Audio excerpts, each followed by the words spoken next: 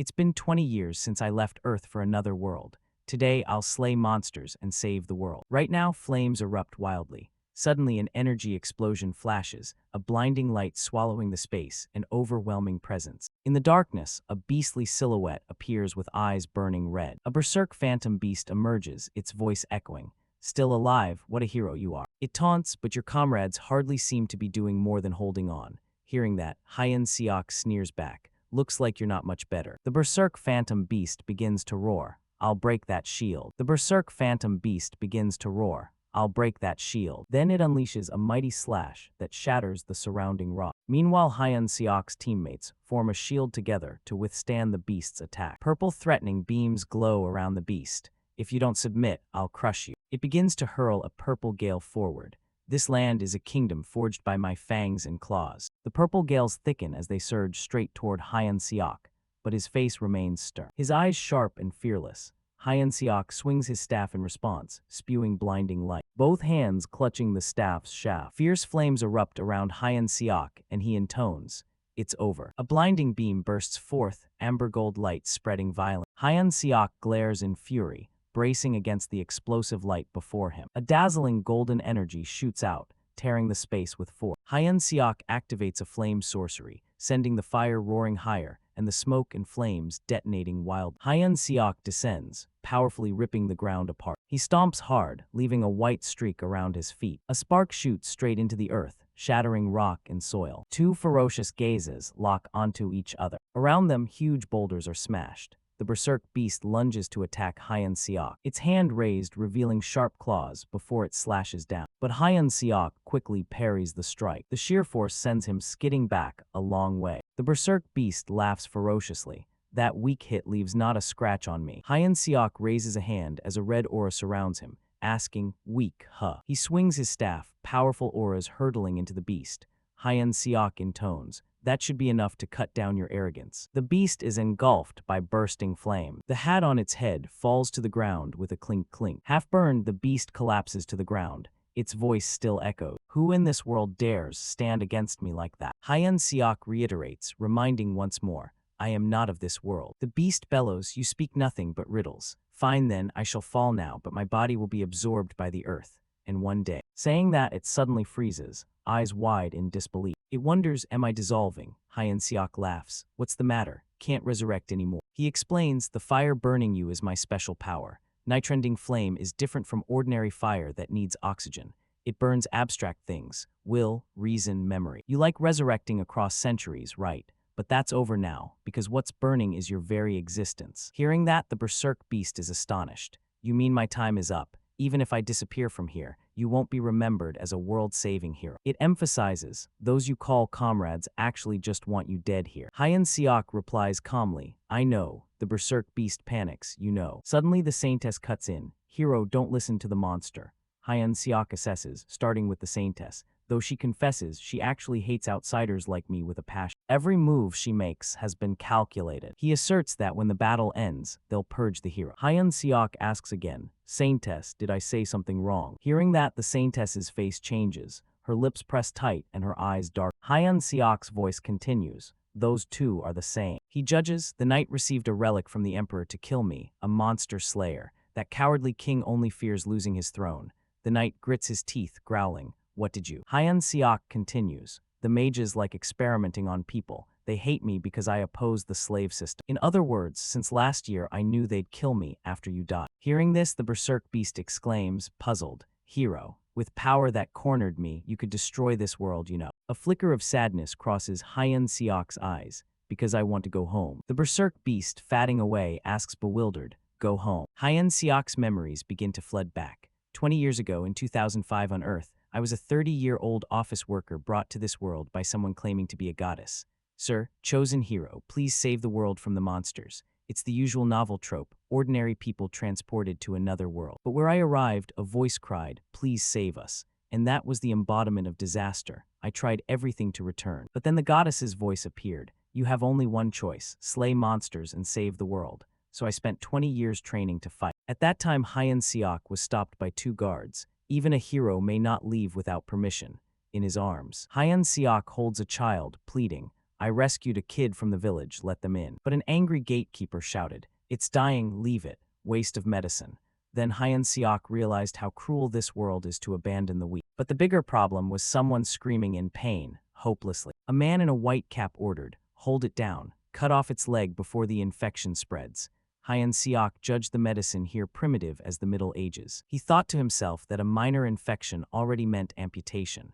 All mages were at war. No one was treating the sick. Suddenly a voice called from ahead, "Hero." A cult leader asked, "That child was taken by monsters. How did you find it?" But worse. A woman jeered, "It must be demon-possessed to survive. We'll exorcise it. We're exorcising others too." The woman sneered, "You wouldn't dare go against the will of heaven, would you?" Just then, Hyun Seok suddenly realized this disgusting world had no concept of human rights. If you want to save it, stop wasting unnecessary kindness. Hyun Seok shouted angrily, "I've completed the mission. Keep your promise to me." At that moment, the blood-red sky cracked open, revealing beams of light. A shaft of light suddenly grew stronger, shining down blindingly. The goddess appeared, smiling. "You've worked hard, hero. You've finally slain the monster." Hyun Seok pointed up. "Hey goddess, remember, you said if I killed the monsters then all memories and experience, even the soul, would be returned intact to Earth." The goddess warned, "Do you truly despise this world? Even if you threaten me, all of Hyun Seok's achievements will vanish." Hearing that, Hyun Seok gave a helpless smile. He barked loudly, "Stop the acting, rest assured, I'm leaving." The goddess said in a low voice, "There are no monsters left in this world now." She clasped her hands together. "You won't regret it, will you?" Hyun Seok immediately let the staff drop from his hand. "I only want one thing, to return to the world I know." His staff hit the ground with a clink clink. That was it. Hearing his request, the goddess made a decision. "Very well." Hyun Seok's hand began to dissolve. "Goodbye, you disgusting world." At that instant, a great beam of light shone straight down on Hyun Seok. The goddess's voice rang out, "Your body has perished on Earth. I will place your soul into a new body." Hyun Seok drowsily asked, "Whose body?" The goddess replied, "I can't give details, but it's a body near death. You can still survive." Hyun Seok's body slowly dissolved. As long as he returned to Earth, even a dying body would do. A harsh fate there was better than memories here. Back on Earth, dim lights illuminated the room. A man lying in bed called out loudly, "I'm back." In 2025 on Earth, the hero Hyun Seok's soul had entered the ordinary body of Yu Chan Seok. At that moment, Yu Chan Seok sat up and scolded, "Those otherworld bastards. From now on, I never have to see those traitors' faces again." He glanced at the mirror, surprise flickering in his eyes. "Now I'm an Earthling again." Yu Chan Seok hugged the mirror joyfully. "I'm really back." Earth, he ran the tap, grinning with delight. "Clean, unpolluted water, that's real magic. Take that, wizards." Then Yu Chan Seok lit the gas stove. "Just press a button for fire. No more chopping wood and starting fire." Suddenly, he was tempted by the scent in a cardboard box. "I remember everything so well." Yu Chan Seok looked at the fried chicken box, mouth watering. "This is fried chicken, right?" He gently picked up a piece of fried chicken in his hand. His eyes lit up, and Yu Chan Seok hungrily dug into the whole pile of chicken. Shaking all over, he cheered with delight. "So good it makes me want to cry. Now this is food." Suddenly tears streamed down Yu Chan Seok's face. "I missed this so much." Finally, everything could begin a normal life again. "First, I have to adjust." What? 2025. Time runs parallel to that other world. Never mind, no matter how hard. It's not as terrible as that world. Inside the bathroom, water pours from the shower head. Chan Seok stands beneath it, savoring the flow. Hot water comes out instantly. With just one button, a blast of cold air hits. The sky is clear without a cloud. He presses his hand to the glass and looks down. This is the life he remembers, so different from that stinking world. While Chan Seok talks to himself, a weird face appears. 2025 already. Where should I start? Maybe play StarCraft first. He turns to look and jerks back, screaming. Chan Seok looks up and asks, "What the hell is that?" A mechanical voice sounds, the glass announcing to all residents. An invasion hole has appeared in the residential area. He spins his head around. "Huh, what's an invasion hole?" The voice continues, ordering residents to move quickly to the shelter. "Repeat, please." Chan Seok is confused and panicked. What the hell is happening? What is this mess? His eyes hit something unclean at the window. A mass of monsters with terrifying faces clings to the glass. Their sharp claws press so hard the pane can't take it and shatters. Outside, the corridor is dark and silent. Suddenly, the door is thrown open by Chan Seok, and he dashes out. He runs while glancing frantically over his shoulder. What is this pile of things? Those guys charge at him like mad. What happened to Earth? He hides outside a window. The monsters, unaware, keep going up the stairs. Once they pass, Chan Seok climbs up out of the windowsill. He pokes his head out and breathes a sigh of relief, lucky to have escaped. Chan Seok sees a kid wandering nearby. A child. Sung-ah spots him and asks, "Oh, you're alive." Chan Seok, worried, approaches and says, "This place is dangerous. Get to the shelter now." The kid ignores him and scans around. "Have you seen any monsters around here?" Huh. Sung-ah says nonchalantly, "I'm going to kill it. Want to come?" Chan Seok frowns in disbelief and asks again, "What?" "They say Earth has been like this for about 13 years now, damn it. He refuses to go to the shelter and I couldn't leave him, plus there's invasion holes older than him. So I had to take the kid along." He speaks up, "If what you say is true, then that invasion hole is a teleport gate for monsters. No one knows when, where, or how it appears." Sung-ah quickly replies, "Yes, that's right." Chan Seok's face immediately darkens. "I survived hell to return to Earth. Who knew Earth turned into hell too?" "Kidding me? That sneaky goddess." The kid suddenly looks over and asks, "But why didn't you know anything?" He startles and scrambles for an excuse. I was living in the US and just came back." That makes Sung-ah even more skeptical. The US president was impeached for trying to bring his daughter to Korea, and YouTube says you can't return to Korea. What is he talking about? Sensing it's getting weird, Chan Seok steers the topic. "By the way, you're a hunter, right? What's your name?" The kid beams and replies excitedly, "Lee Si-yoon. From Guild Janabi, ranked M worldwide, main weapon a greatsword, currently dealing with the invasion Holat." He breathes a relieved sigh, dodging the question. "But ordinary people fighting monsters, like in that other world, how could that be possible?" Sung-ah's voice makes Chan Seok freeze, especially the part about that greatsword sounding really tempting. The kid is about to speak when the man clamps a hand over his mouth.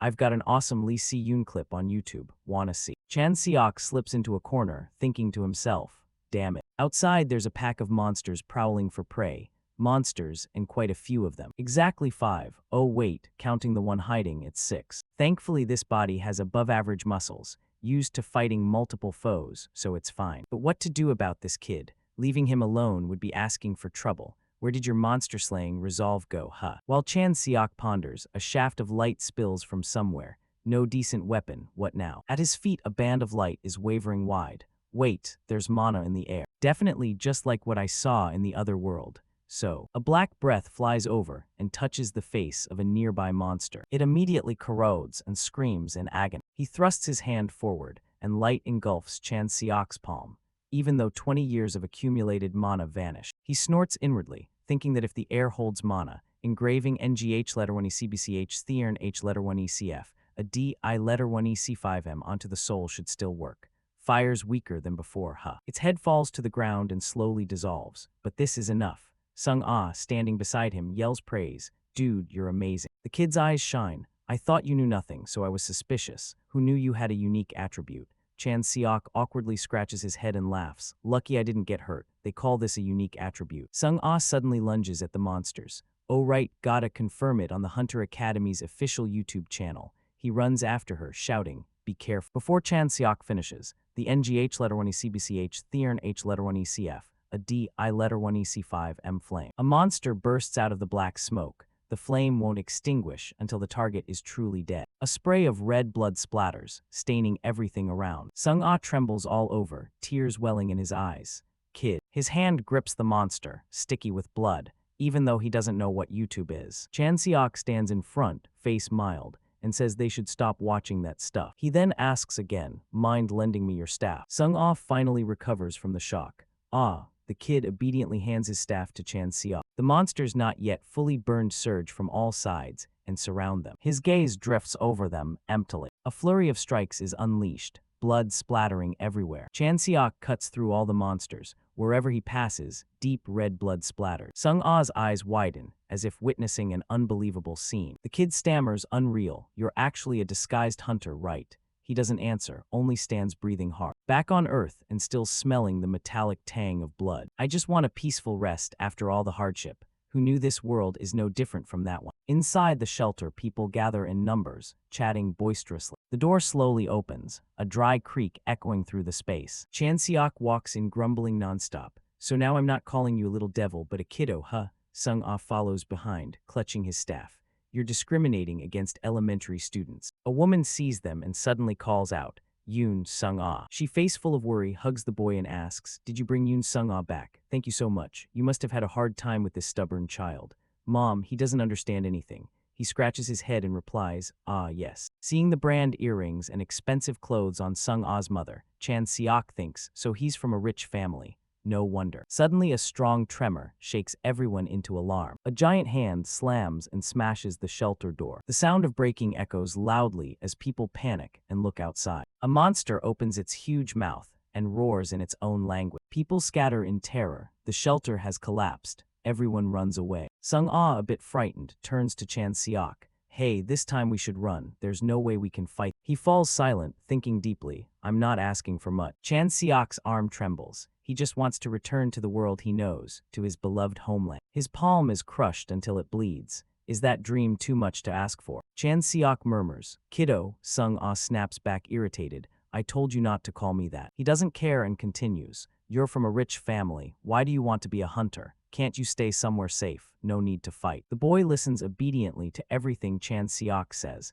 "I lost my father to monsters. An invasion hole appeared right in the shelter, the place we thought was safe. That's when I realized there's nowhere truly safe in this world. So even if I'm not as strong as you, even if I'm still afraid of monsters, I'll become the strongest hunter." Sung-ah suddenly shouts loudly, "Wipe out all invasion holes and save this world." You probably think that's a silly dream. Chan Seok unexpectedly smiles. "No, you'll be an excellent hunter." Having said that, he steps forward, even if he can't save the world. The woman beside him hugs the boy. "Yoon Sung-ah, no, come on." Sung-ah refuses to run to Chan Seok. "Wait, mister." A sudden cold gust of wind rushes in, freezing the two who are struggling. Sung-ah quickly spins and looks behind him. The boy's eyes widen in amazement. In front of them, Chan Seok is touching the huge monster with his hand. "Because that's my job." Sung-ah's eyes shine as he looks at him. "Save the world." Chan Seok tilts his head and smiles kindly. "Since I've done it before, I'll certainly do better than you." After 20 years of killing monsters in another world and returning to Earth, I hadn't even had time to enjoy freedom before facing invasion holes. Luckily, my past life experience helped me survive, and after promising the kid I'd save the world. Chan Seok sits in front of the screen, biting a water bottle. I'm not doing anything. He's playing a game on the computer. The match end icon appears. Ah. Chan Seok pulls the bottle away, eyes still on the screen. So that's it, too easy. He reaches out and takes the cold can of drink. Anyone who saved the world should play better. What the hell is this? Although I made a passionate declaration in front of everyone, my intention to save the world didn't last long. In the other world, I dreamed of games and delicious food, and a utility system where one tap does everything. Besides, hunters are already handling world saving, so forget it. Chan Seok grabs his phone and wonders, maybe I should just order food.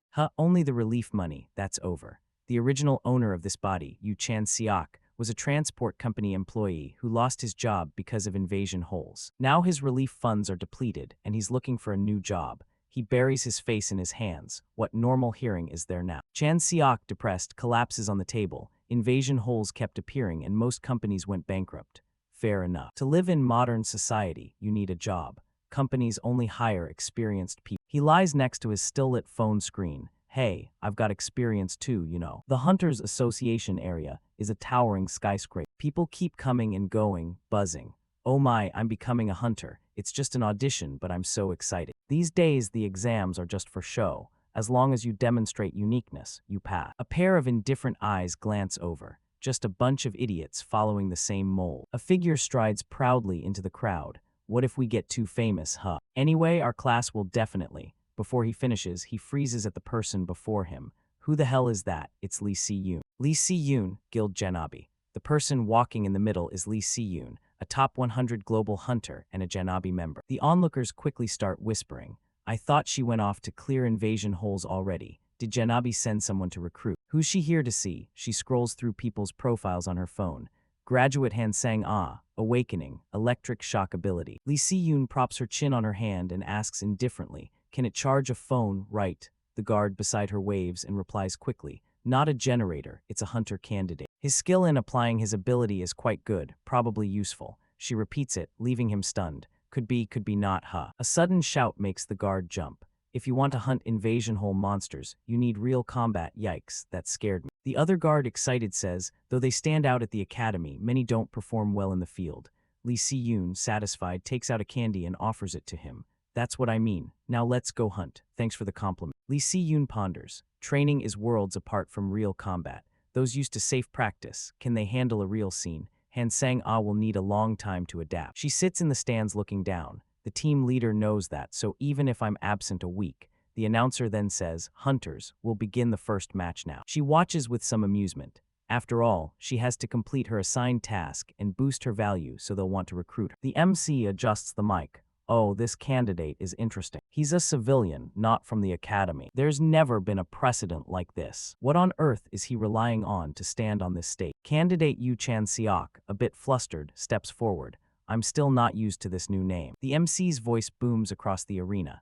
I announce the rules. No personal weapons beyond association gear, and causing serious injury or life-threatening harm is prohibited. Chan-seok stares seriously at his opponent. If he's decided to be a hunter, then first. Number 1, save this dying world. While he's thinking, his opponent speaks up first. Number 2, living comfortably is absurdly unrealistic. Chan-seok pays it no mind and drifts back into thought. If he wants that, he has to do well in this tournament first. The announcer shouts, both candidates, take your position. He raises his hand, opens his mouth, and takes a deep breath. Just as his hand drops, the opponent lunges forward. The fight begins. He grins slyly and says, I'm dueling someone who hasn't accumulated a speck of mana. Despite that fiery bravado, Chan-seok stands calm and collected.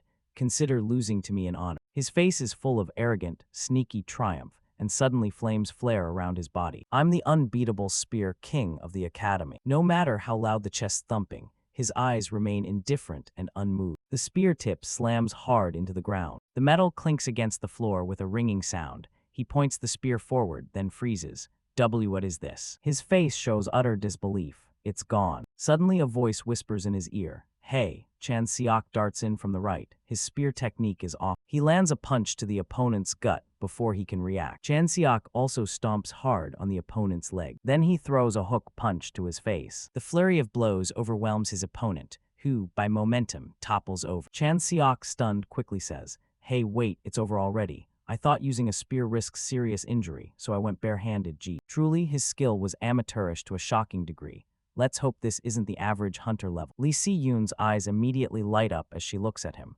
Who is this guy? She opens his profile to check. I heard he used to work in transport. The guard leans in and whispers. He practically has no mana in him. To reach that power normally takes long-term accumulation, but this result suggests he was just lucky. Lee Si-yoon tosses a candy into his hand, chewing it to shut him up. She thinks seriously and says, You can tell at a glance. Actually, that's not it. He's deliberately not using mana, got it. Chan-seok rubs his neck, doubtful. How could that be? Even if I fought sloppily, it's enough to show ability. Maybe I should finish more decisively. The other guy sits on the floor, hands over his face. How could you? He raises his fist while reassuring him.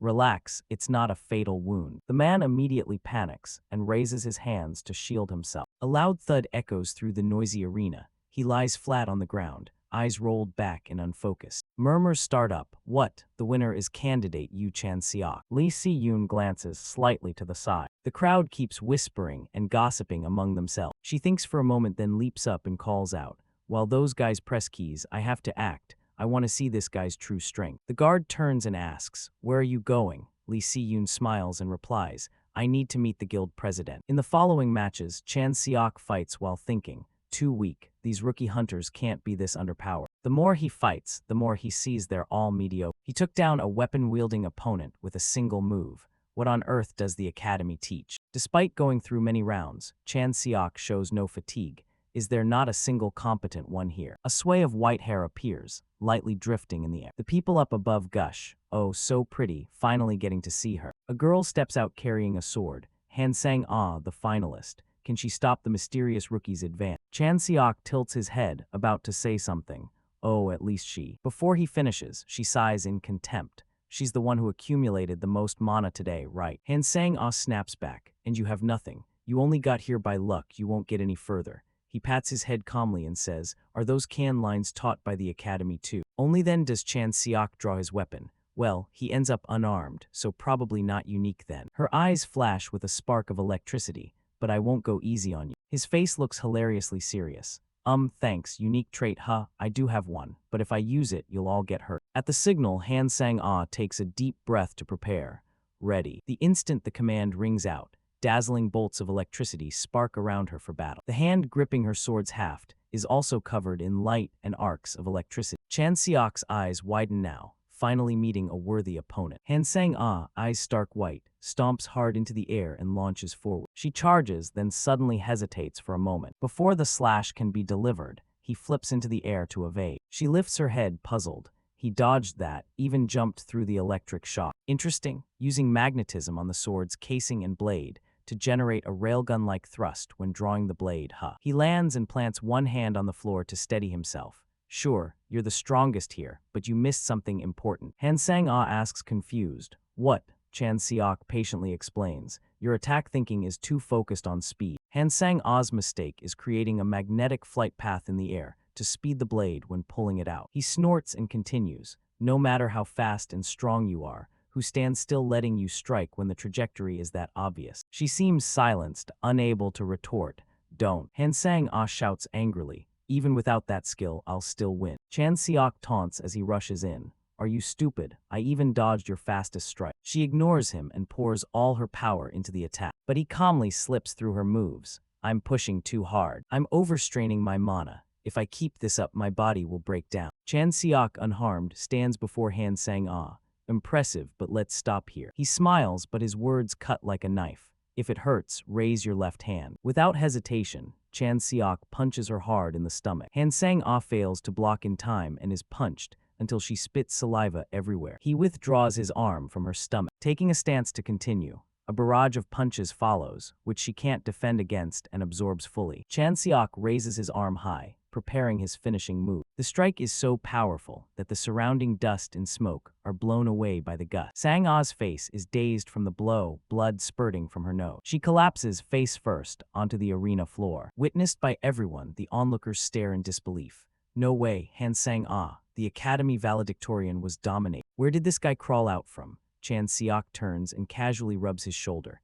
Even if she's superior to others, collapsing like that must mean she relied too much on mana and neglected physical training. He exhales and looks back. You going to continue? Han Sang-ah's hand slowly rises. Her arm trembles uncontrollably, but she forces it upward. The earlier words echo in Chan Seok's head. If it hurts, raise your left hand, and he smiles to himself. She actually raised it. Suddenly someone appears out of nowhere and sprints toward the MC. The announcer, puzzled, asks, what's going on? The newcomer says something that makes him jump up and shout. Announcement, the match schedule has changed. Champion Yu Chan Seok is granted a short rest. He hears this and wonders, rest, it's not over yet. The announcer continues. Afterward, there will be a special match between Champion Yu Chan Seok and the incumbent hunter. What? This is by special permission of the guild president. Please give the contestants your enthusiastic support. The guards hear this and sweat pours, so she really insisted on doing it. Chan Seok looks up. The opponent's name appears on the screen. The crowd's reaction shows this is a capable hunter. A special match, want to test my ability. The world's the same everywhere. The sound of a sword scraping the floor rings out. Yu Chan Seok, is it? Her long hair flutters as Lee Si-yoon walks forward. Sorry for the sudden appearance, but this is the only way to test your strength. She grips her massive sword and introduces herself. I am Lee Si-yoon of Janabi. That previous ring seemed too cramped. Fight me, Yu Chan Seok. If it's difficult, you can decline. I understand this is sudden. He is a bit shocked and thinks, Lee Si-yoon is a global S-rank hunter. Moreover, her presence and demeanor aren't bluffing. This is top-tier power. Even with a weapon, I can hardly match her in my current state. Chan Seok regains his composure and smiles, then unexpectedly speaks up. All right, let's fight now. The announcer, hearing this, panics. Right now. Chan Seok explains. Actually, I haven't used much effort yet. Maybe now I'll show you something. Lee Si-yoon quirks a teasing smile, running out of breath already. He doesn't answer immediately and thinks it over. Anyway, he has to fight. Facing her now is perfect. I'll achieve the best result in the tournament. She is the perfect opponent to make that happen. Let's see. Chan Seok grips his spear and says, should I raise my value a bit? Everyone gasps and turns their eyes forward. The commentator's face looks utterly displeased. Lee Si-yoon's palm tightens on her weapon as she lunges forward. Chan Seok immediately uses the spear's blade to parry her strike. He grits his teeth. How does a woman's body have such terrifying strength? Finishing that thought, Chan Seok's arm launches a counterattack. Lee Si-yoon loses momentum and quickly returns to her original position, her gaze sharp on her opponent. Compared to earlier, her speed has noticeably decreased. Chan Seok pants and thinks, It's not that she has no openings, but his current stamina isn't enough to exploit. Suddenly Lee Si-yoon chuckles and says, I thought we'd get warmed up after all these days, but you're already exhausted. Still, well done. I expected you to last only 5 minutes. As she finishes speaking, her foot slowly steps sideways. Then she lunges with her weapon. Who would have thought it would last a full 30 minutes? Now rest. Chan Seok's palm still grips his weapon as he backs up. I've built up a fair reserve, and there's less mana in the air. I've stored quite a bit, and the mana in the air is low. He bows his head, chest heaving. Chan Seok thinks silently that although he doesn't want to use it, he'll have to act. As the thought ends, he regains his composure. Engich Thin H letter 1 ECF, a D I letter 1 EC5M. Lee Si-yoon, who had been leaping high, suddenly halts mid-jump. Without hesitation, she slams her weapon down onto the ground. Chan Seok quickly leaps out of the spot amid the billowing smoke. Lee Si-yoon smirks, thinking that was surely a killing blow. How could he have dodged it? Chan Seok suddenly stands stunned, clothes tattered. What is that? He slowly looks up as a gloomy aura surrounds him. Engich Thin H letter 1 ECF, a D I letter 1 EC5M. It's the special skill he'd used constantly before returning to Earth, his most reliable power. Unlike ordinary fire, your clothes stay intact, because this flame doesn't burn matter. Instead, each flame consumes the abstract concepts he designates as fuel. At its current output, it can't burn high-ignition things like will, memory, or reason. His bare feet surge forward, so the thing he'll burn now is. Lee Si-yoon coldly retreats. Faster now, huh? In an instant, the blade attacks with an innate force of fatigue. Lee Si-yoon startles, grits her teeth, and narrows her eyes. You've recovered. With that, she launches a flurry of counterattacks at Chan Seok. Lee Si-yoon thinks to herself, what is this? The mana density in the air keeps fluctuating though the arena setup hasn't changed. Could it be? Chan Seok looks ahead in bewilderment. Like ordinary fire releasing heat when burning matter, Engich Thin H letter 1 ECF, a D I letter 1 EC5M, also releases mana when it burns abstract concepts. It uses mana to sustain Engich Thin H letter 1 ECF, a D I letter 1 EC5M, and the flame burns his fatigue to generate mana. Immediately his feet sprint forward, truly an endless cycle. Lee Si-yoon's whole body launches upward, eyes blazing. In other words, my skill is effectively her weapon. In an instant, a thick smoke surrounds them. Lee Si-yoon's determined eyes say, still want to continue. But Chan Seok doesn't seem inclined to give up now. It's a tailing strategy to the end. He slowly tilts his head and grins. You still have the stamina to keep playing. Oh, by the way, do you like guys who cling like leeches? Lee Si-yoon, flustered, hurriedly replies, no, I absolutely hate them. Thoughts flash through Chan Seok's mind. When you burn something, it leaves ash, and once it's fully burned, you can't burn it again.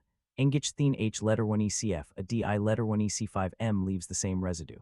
If it burns everything down to ash, Engich Thin H letter 1 ECF, a DI letter 1 EC5M will vanish. Lee Si-yoon slowly lifts her watch face and calls out, 4 hours 17 minutes. She looks down, you've lasted a long time, want to keep going. Chan Seok clutches his face and wails, please have mercy on me. An announcement immediately blares. Contestant Yu Chan Seok concedes. Hunter Lee Si-yoon wins. With that, Lee Si-yoon slowly pulls a candy from inside her coat. The crowd in the stands gasps in excitement. The hunter has won. Lee Si-yoon beams and says, all right, well done. Here, take this and my business card. Chan Seok skims the business card in her hand. Janabi, partner Hunters Team 3. Lee Si-yoon smiles and waves. Details later, just give us a call first. The final announcement is made. We declare the hunter selection closed. Winner Chan Seok, please come up to receive your prize. He below still wonders. Janabi is a hunter's organization. At that moment, Chan Seok is trying to enjoy the candy from Lee Si-yoon. He stares at his phone screen. Does this phone have hunter credentials? Look at this tech, am I just getting a permit? Hunter community, flea market for monster goods, urgent guild notices, messages and calls via military satellite. He slowly looks up. Everything imaginable pops up, then suddenly someone interrupts. Your hunter Yu Chan Seok, right? Seeing him in person leaves an impression even stronger than the camera feed. Chan Seok politely offers his hand. He's really tall, over 2 meters, I'd guess. Yes, but who are you? Sung Hyan says in a low voice. This is my business card. He mutters, partner hunter Yoon Sung Hyan of Thaebak. The man interrupts. Precisely, partner hunter of Team Thaebak Yoon. Just call me Sung Hyan. Come join Team Thaebak, specifically my team. Accumulate enough experience under my command and you'll shine. Chan Seok continues to study Sung Hyan's expression. It doesn't seem like a con. Suddenly he remembers Lee Si-yoon's words. Here's my number, call me. Chan Seok awkwardly replies. Someone else invited me first, so I can't promise right now. I need to think it over before deciding. Sung Hyun laughs loudly. Did you think I'd force you to answer on the spot? Suddenly his hand rests on Chan Seok's shoulder. But Sung Hyun leans in slowly and whispers, think it over carefully. He hurriedly turns and leaves. See you around. Chan Seok stares, wide-eyed at Sung Hyun's retreating back. Team Thay back, I'll pass on that. Lee Si-yoon politely says into the phone, yes, Lee Si-yoon speaking. The person on the other end quickly asks, this is you Chan Seok, where should I come? She continues, second floor of the Kwan Tr letter 1EDDI Guild building. I'll send the address now. By then he has quickly arrived at the Kwan Tr letter 1EDDI Guild. A staff member greets him with a bright smile. Welcome to Kwan Tr letter 1EDDI. Lee Si-yoon turns and waves. That was fast, come on, have a seat. Chan Seok slowly approaches. Odd name for a cafe, huh? She replies. Everything okay. He quickly sits across from her. Someone came to invite me into a guild, a big burly guy. Chan Seok emphasizes. It was Yoon Sung Hyun of Thaybak. Lee Si-yoon chuckles and replies. Since Yoon Sung Hyun personally came to scout, other guilds surely won't dare invite you now. He looks down and smirks. So Janabi is like that too. She says in a low voice, I wasn't planning to recruit you. Chan Seok surprised. What, then what? Lee Si-yoon continues. How about not joining a guild and working solo, like being a freelancer? He props his chin, thinking, so you don't have to join a guild. She says quietly, Yoon Sung Hyun probably intended to invite you as a junior. Chan Seok freezes. A junior position? What's that? What's a partner hunter? Lee Si-yoon nods. Oh right, you didn't graduate from the academy, did you? Guild hunters are usually divided into 3 ranks. Junior, senior, and partner. Juniors and seniors belong to a team led by a partner. Think of them as salaried employees. Partner hunters don't get a salary, but hold shares in the guild. They're like small business owners who split the guild's profits. Chan Seok half understands. Sounds like law firm rules, huh?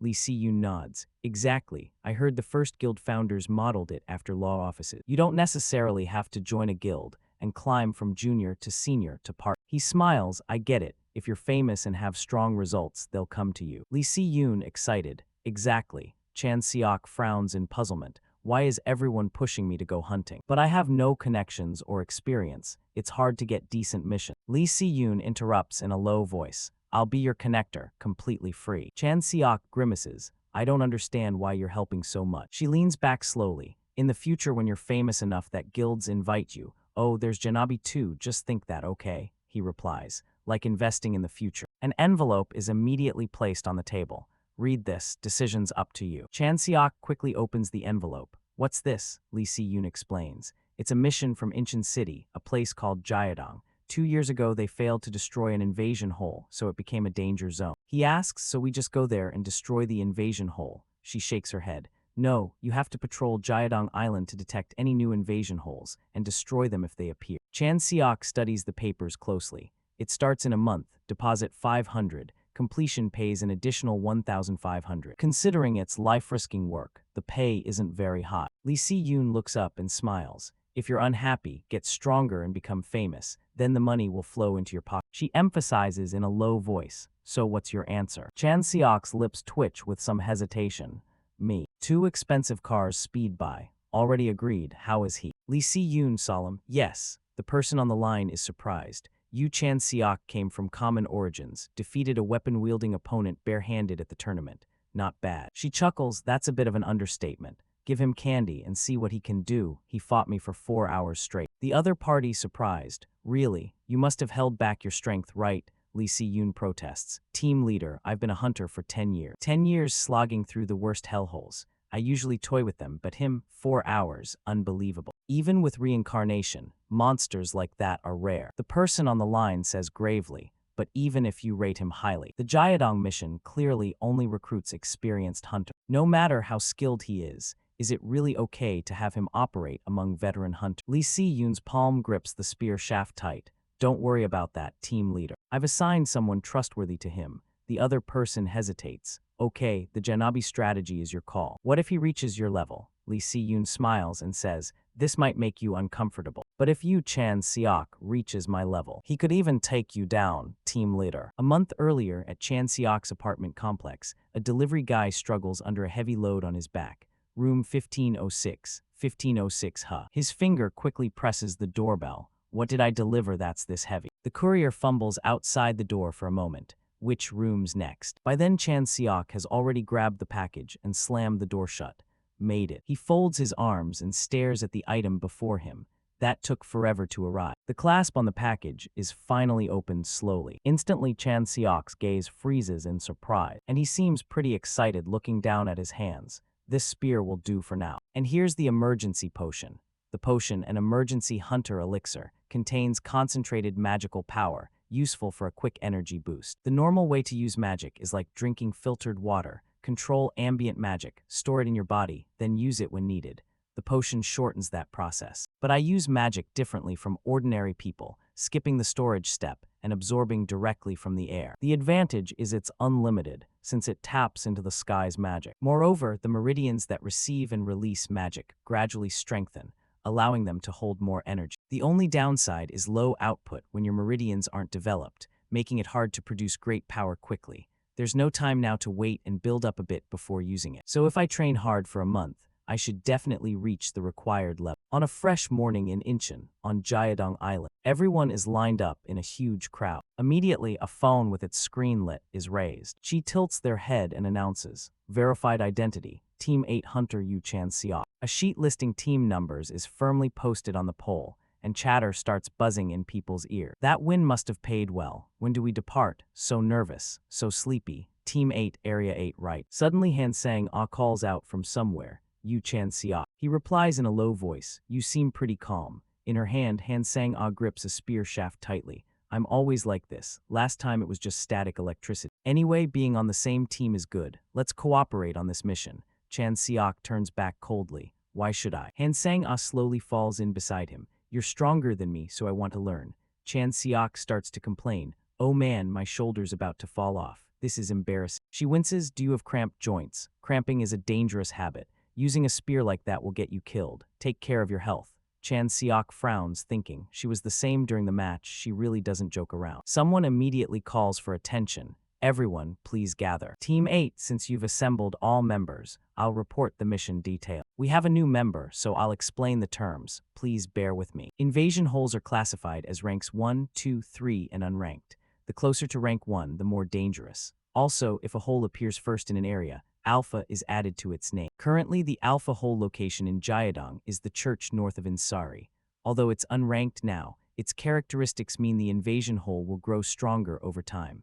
Do not approach under any circumstances. Our mission is to patrol Yupnirai and Jiadong Myeon, detect and destroy any secondary invasion holes, if there are any. Minyi looks up in surprise. They're assigning a destruction mission to a team with rookies. Murmurs spread. "We're here, this is Jiadong Island. The cold reaches all the way out here. Feels like my blood's freezing solid." Chan Seok is stunned hearing those words in his ear. They're exaggerating. By now he and Han Sang-ah are in position, ready. In a brief moment, they immediately hear the warning siren. Everyone turns their eyes forward. Situation updates on the island will come from the mobile command post. If you need support, contact the command room. The final words are emphasized carefully. "Good luck, hunters." Minyu slowly explains. "All right, first the plan." Chan Seok watches his phone intently. Patrolling the two areas over a week should do. Suddenly, Minyu pauses his talk and looks back over his shoulder. Chan Seok points at the map and says, "Camp at Hwagi Temple and patrol around there, that's best." Minyu slowly adjusts his glasses. "Who are you?" First time seeing the rookie's face now. Yoro chimes in surprised. "Why Hwagi Temple anyway?" Chan Seok explains in a low voice. "From Hwagi Temple you can watch Yupnirai. From Hwagi Peak you can see Jiadong Myeon clearly, and there's an old temple house to stay in, so of course we go there." Yoro gets a bit excited. "There's plenty of shelter around here." Minyu adds, "What if you climb and then get surrounded?" Chan Seok nonchalant. "We're not fighting 1,000 people. Why fear being surrounded on a mountain?" They seem to protest strongly. "Anyway, I'm not following advice from an inexperienced hunter." Chan Seok thinks to himself, ignorant people exist everywhere, Finally, he speaks up. "Then feel free to operate separately, sir." At that moment, there is extremely fast movement in the deep forest. Chan Seok, Han Sang-ah, and Min Yi run forward together. Chan Seok glances to the side, expecting Han Sang-ah to follow. Who is this guy anyway? His magic is slightly stronger than Han Sang-ah. Kim Min Yi right. "I'm curious why you're following us anyway." He quickly replies, "You two are first-timers, right? I'm worried leaving two rookies to operate alone." He smiles. Thanks for the concern, at least one decent person. As the thought ends, Chan Seok freezes, realizing the danger ahead. His feet abruptly stop without hesitation. Chan Seok immediately raises a hand to signal those behind. Wait, Minyi awkwardly says, You Chan Seok. Chan Seok's finger goes to his lips. Be quiet and look behind that rock, he exclaims surprised. Huh. Instantly Min Yi silently hides behind and observes forward. More monsters begin appearing at once. Min Yi winces and says, We should go around. Too many, at least 50. Chan Seok whispers calmly, Kim Min Yi, what's your unique attribute? He grits his teeth. You plan to fight. Chan Seok's eyes fill with killing intent as he continues. Hunters fight invasion creatures, of course. I ask again, what's your unique attribute? Min Yi stammers, fire flame. He asks again, what's your most practiced skill? Min Yi hesitates a bit. Fireball. Chan Seok quickly nods. Good, when I signal, please attack first. Min Yi startles. What? Han Sang-ah cuts in from the side. What about me? Min Yi's eyes widen in surprise. Even you, Han Sang-ah, are that reckless. 3 people taking on 50. And haven't you done missions before? He panics. We should contact the other hunters right away. Chan Seok suddenly interrupts before he finishes. Unlike us leaving from Hwagi Temple, the other hunters are searching along the coastline. There's no guarantee they'll get here in time after receiving a call. If these things scatter, they'll threaten other hunters too. Min Yi hears every word of the explanation clearly. That's right, even if hunters are nearby. Previous disputes might keep them from coming here immediately. Chan Seok continues. That means we have to handle this immediately in this disadvantageous situation. The only way is a raid. No time, so I'll be brief. Min Yi, use fireball to strike the middle. I'll block the flank. He keeps outlining his plan. Han Sang-ah, you'll follow this plan. She nods, got it. Min Yi still looks shell-shocked. The tactic is meticulous, anticipating every contingency. It's like he's been through endless battles. What on earth is he? Thoughts swirl confusingly. At that moment, all the monsters are staring in one direction. In the blink of an eye, Min Yi is the first to attack. Now, the fireball immediately unleashes powerful inner force, flames bursting forth. The monsters begin to burn from within in the blaze. Min Yi urgently says, I need time to prepare the next fireball. Chan Seok smiles and nods. Okay, when you're ready, fire away. Min Yi's eyes brim with confidence in his power. Understood. In an instant, Chan Seok springs forward, his pupils full of killing intent. I value combat efficiency above all. Chan Seok's body moves perfectly. Role division is the key. It seems the monsters before them are losing control. Chan Seok thinks to himself that while waiting for the next fireball, he'll stop the others from reaching Kim Min Yi. Of course, he can't stop them all by himself. A corner of his mouth lifts. That's exactly why clear assignments are needed. Meanwhile, Han Sang-ah's palm is still gripping the spear shaft tight. She launches into the monsters with no fear at all. Electric currents immediately weave through Han Sang-ah's body. Min Yi calls out loudly from within the flames. Chan Seok, fireballs ready. He quickly turns and replies, I'll dodge it myself. Fire. Min Yi clasps his hands to summon a fireball infused with strong innate power. Chan Seok's whole body quickly leaps out of the fireball, his palms still gripping the blade tightly. Chan Seok's gaze turns terrifying as he shouts, Kill them all. The battle rages fiercely in the deep forest. Finally, the sharp tip of the blade is driven straight into the ground. A thick smoke rises around them, creating a scene of utter chaos. Chan Seok says in a low voice, Good work, everyone. But when did Min Yi point the barrel of a gun at him? Kim Jae-hyun lay on the ground, struggling so much to breathe that it was agonizing.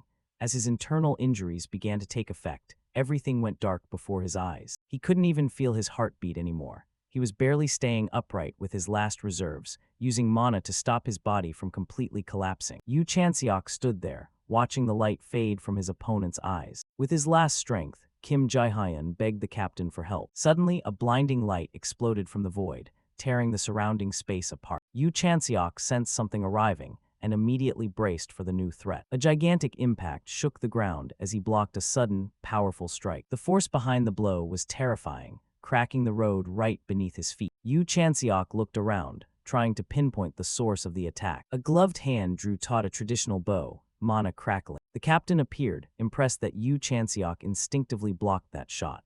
Yu Chanseok recognized the style as traditional Korean archery. It's an old-school concept, but the power behind it was no joke. From the air's energy alone, he could tell this person was far stronger than anyone he'd fought before. This wasn't just a small skill gap. This person was many times stronger than a typical high-ranking hunter. The hooded figure stared at him with flaming red eyes and asked if he'd ever truly known fear. The captain hovered above the battlefield, assessing his target from on high. Purple sparks danced before Yu Chanseok's eyes as he asked whether the man actually cared about his subordinate's condition. Meanwhile, Kim Jae-hyun still gasped his final breaths as the black flame continued to eat away what was left. The captain did not hesitate, ordering Yu Chanseok to extinguish the flames before it was too late. Yu Chanseok realized what was happening. The hooded man was actually transferring his own mana into Kim Jae-hyun to keep him alive. He recalled the arrow from before. If it had been just a few inches higher, he wouldn't even be standing here now. Kim Jae-hyun looked like a soulless shell, his eyes vacant as mana barely held him together. He let out a weak groan, almost completely unaware of the world around him. In a flash-fast movement, the captain grabbed his subordinate and carried him to safety. He simply said, "Well done," to the fallen man. Yu Chanseok was astonished. The distance between them vanished in an instant. The captain explained the consequences. Kim Jae-hyun was crippled. If he survived, he'd spend the rest of his life in a wheelchair. He admitted his orders were to capture Yu Chanseok alive. That's the only reason he's still breathing. He drew the bow again, mana spiraling around the arrow. As long as the heart kept beating, he didn't care about the rest. Yu Chanseok didn't flinch. He told him to try, saying he'd rather die than be anyone's puppet. The two stared at each other, the air heavy with the threat of another shot. But the captain decided to retreat temporarily. He needed to investigate the secret behind that flame first. He said that while everyone assumed the rifts were uncontrollable, he had found a way to master them. A chilling promise followed. It's only a matter of time before Yu Chanseok falls under his control too. And then he vanished, leaving only a trail of dust and silence. Yu Chanseok sighs in irritation. He realizes he's just tangled himself in a fight with someone extremely hot-tempered. Things just got a lot more complicated. Han Sang-ah limps over to him and asks if those guys are specifically hunting for his unique skill. She points out they must know his history, otherwise they'd have kidnapped him the moment he passed out. Yu Chanseok turns away, telling her to start thinking about what these terrorists are really trying to achieve. Han Sang-ah wonders whether the South Korean government would care if they shut down this rift. Yu Chanseok thinks it's worse. It's possible those in charge are backing these terrorists. Han Sang-ah is stunned. The group claims they can control the rifts, but Yu Chanseok tells her to play dumb for now. She admits she's a terrible liar, probably not the best trait for a covert mission. Yu Chanseok tells her to stay put. He'll go into the monster's lair alone. She hesitates, asking if he's really okay with leaving her out. Yu Chanseok doesn't want her going in. He has no idea what horrific things they're preparing, but he's about to find out. He tells her to just focus on recovering until he gets back. He lunges forward, jumping straight into the darkness. This is the Tsushima Corrosion Rift, Level 2, a place with a huge, grotesque fortress. He steps inside, and the air immediately feels off. He runs his hand along the wall, checking the structure. For a Level 2 rift, this place feels far too real. Most undead-occupied keeps are mushy,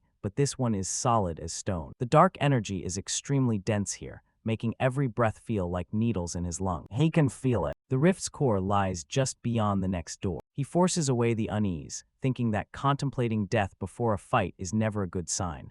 But he knows the stakes. One mistake here and he's done. He heaves the heavy door open. The wood creaks in protest. The first thing he sees is a strange blue light from the room's center, a massive cauldron bubbling with a poisonous-looking stew. He stops, wondering if this is the rift core. It's certainly not the treasure room he'd hoped for. Suddenly, something grabs his leg, nearly making him jump out of his skin. A man, his spitting image, half melted into an unrecognizable mass, gasps and wheezes desperate pleas. He's trying to crawl out of the bubbling cauldron. He sobs that both his legs are gone and the pain is unbearable. He desperately begs to be rescued from the nightmare he's trapped in. Yu Chanseok watches in horror as the man is pulled back toward the blue light. Another plop, someone else falls into the cauldron, their cries cut off. The liquid churns as they sink. Whatever's in that cauldron is devouring them alive. A pallid, rotting hand claws the rim of the cauldron, but this time it's not the victim. A newly cooked undead creature, oozing green liquid, hauls itself out of the stew. Yu Chanseok realized the cauldron was being used to make undead from the living. A memory of an old man flashed through his mind, asking the same desperate question. Why? Images of a burning village and people screaming for mercy flooded his head. Yu Chanseok vomited. The stench of rotting flesh and chemicals finally hit him full force. He looked at the cauldron with utter revulsion. These people weren't just terrorists, they were monsters. He sensed something else approaching, another sacrifice for the cauldron. Eerie blue flames flickered on the floor as heavy footsteps echoed down the corridor. Through the darkness, the entity detected a fierce, familiar energy drawing near. Shrouded in ghostly blue fire, the samurai monster lord of the corrosion rift acknowledged the arrival of a real warrior. The undead samurai slowly drew its sword. It told Yu Chanseok that it intended to temper this steel with his blood. Yu Chanseok felt a terrifying pressure in the air that made the hair on his arms stand up. He wondered how the robed man from earlier could possibly control a monster this powerful. Before he could finish his thought, the creature lunged in a blur. It was on an entirely different level from anyone he had faced before. He knew that a single mistake here would be fatal. The protagonist gritted his teeth, focusing all his mental energy to counter, but the deadly blade was already aiming straight for his throat. He twisted his body just in time. But the monster's speed was overwhelming. It was unbelievably fast, much faster than he had anticipated, catching him completely off guard. The samurai scoffed, nodding and remarking that he seemed to have a long life ahead of him. Yu Chanseok realized he needed to end this fight quickly before his weaknesses were exposed. He decided to put everything into one decisive blow. The samurai's eyes flared with a sickly blue light. It spun its sword rapidly. A flash of steel cut through the air as their weapons collided, creating a massive shower of sparks. Yu Chanseok was stunned by the result. His most powerful attack had been blocked as if it were nothing. He hadn't even seen the monster move its sword to defend. The creature explained that a truly fast attack must always be invisible. The katana hung just inches from his face. Blood sprayed as the first clean strike found its mark. He couldn't believe it was capable of moving even faster. The samurai remarked that Yu Chanseok was doing a good job protecting his vital points, challenging him to try and block the next series of attacks. Another slash tore through his body, sending a stream of fresh blood flying. Yu Chanseok just tried to stand his ground. The towering undead warrior stood over the fallen hero, completely dominant. Our protagonist felt his weapon hand trembling. He looked up at his opponent, refusing to give up, as dark energy began to swirl around his body. He was forced to use Paradox Flame, even though it wouldn't act as an attack against this target. He stood firm as the situation spiraled further out of control. The monster appeared curious, wondering exactly how much it would take to break. It tightened its grip on the katana's hilt. A flurry of slashes tore Yu Chanseok's body apart. He felt every fiber of his being shredded. His body began to collapse as he slumped forward. The samurai prepared to finish it once and for all. But Yu Chanseok suddenly struck back with all his remaining strength. He nearly blacked out, but realized the creature had intentionally avoided his head and neck. He used Paradox Flame to activate recovery and managed to slip behind the monster. Yu Chanseok thought he had finally spotted an opening. As he entered the boss's blind spot, the creature wasn't done speaking. Before the protagonist could land his strike, the monster told him he was too slow. Blood splattered across the room as the samurai countered in an instant, and a single drop of blood fell to the floor. The warrior stood over the fallen hero, his sword resting lazily on his shoulder. Our protagonist gasped for air, completely defeated. However, he gritted his teeth and steeled his resolve. Then he leaped away, creating distance between them. Slipped again, huh? The warrior whispered to himself. You're quite lucky. The protagonist forced himself up, furious, accusing the warrior of intentionally holding back and keeping him alive all this time. He demanded to know why he was being toyed with, asking if it was out of pity. The warrior admitted that if it were his former self, he certainly would have killed him. He then revealed his tragic state. He couldn't even remember a name, having lost most of his memories from when he was alive. The gaps in his technique were caused by this amnesia, and after being defeated by an unknown man, he had been shackled in shame. The protagonist realized their situations were complete opposites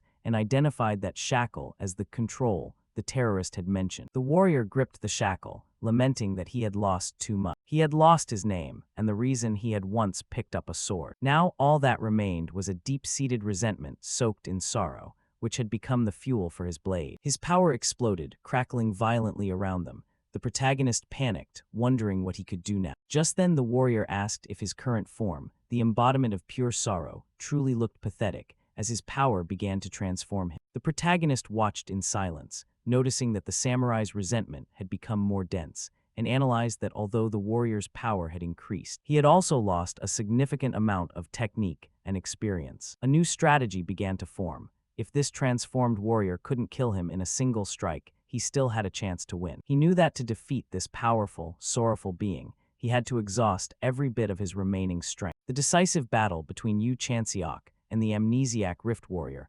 unfolded right in the center of the collapsing rift. The Rift Warrior watched intently, sensing a strange quality in his opponent's power that he couldn't quite pinpoint. As black flames engulfed the protagonist, his wounds and energy were fully restored, preparing him for the next stage of the battle. His opponent correctly deduced that he possessed a special ability, remarking that the black flames seemed to be burning something other than mana. Our protagonist smirked, confirming the warrior's suspicion by revealing that his unique flame had the ability to burn even abstract concepts. However, internally, he thought that while his power looked infinite and destructive, he still wasn't proficient enough to use it that way. He continued to reflect on the complexity of this ability, knowing that burning larger, more abstract concepts required enormous mana and absolute control to avoid dangerous backlash. He recalled the delicate control he had to exercise during his battle with Kim Jae-hyun, when he had to be careful not to accidentally burn his own muscle strength. Then the protagonist compared his immensely powerful former self to a sharp greatsword, while his currently weaker body was like a fruit knife. He admitted that his former self wouldn't have needed to be so careful. Realizing the criticality of the situation, he decided he could no longer afford to be picky and prepared to take a massive risk. With renewed determination, he announced his intention to go all out by burning the durability of the entire rift itself. The Rift Warrior was completely stunned, unable to comprehend the statement or the meaning of burning a concept like durability. Seeing that explanations were enough, Yu Chanseok just waved away the warrior's confusion, deciding he would show him the effect directly. The warrior's eyes widened as he felt the shift in his opponent's energy, and immediately after, he was struck by a lightning-fast attack from the protagonist. As the Rift Warrior staggered from the first strike, Yu Chanseok mocked him about the new rules of the fight. The warrior cried out in pain while the protagonist smirked, telling him, "Try to understand why you were hit."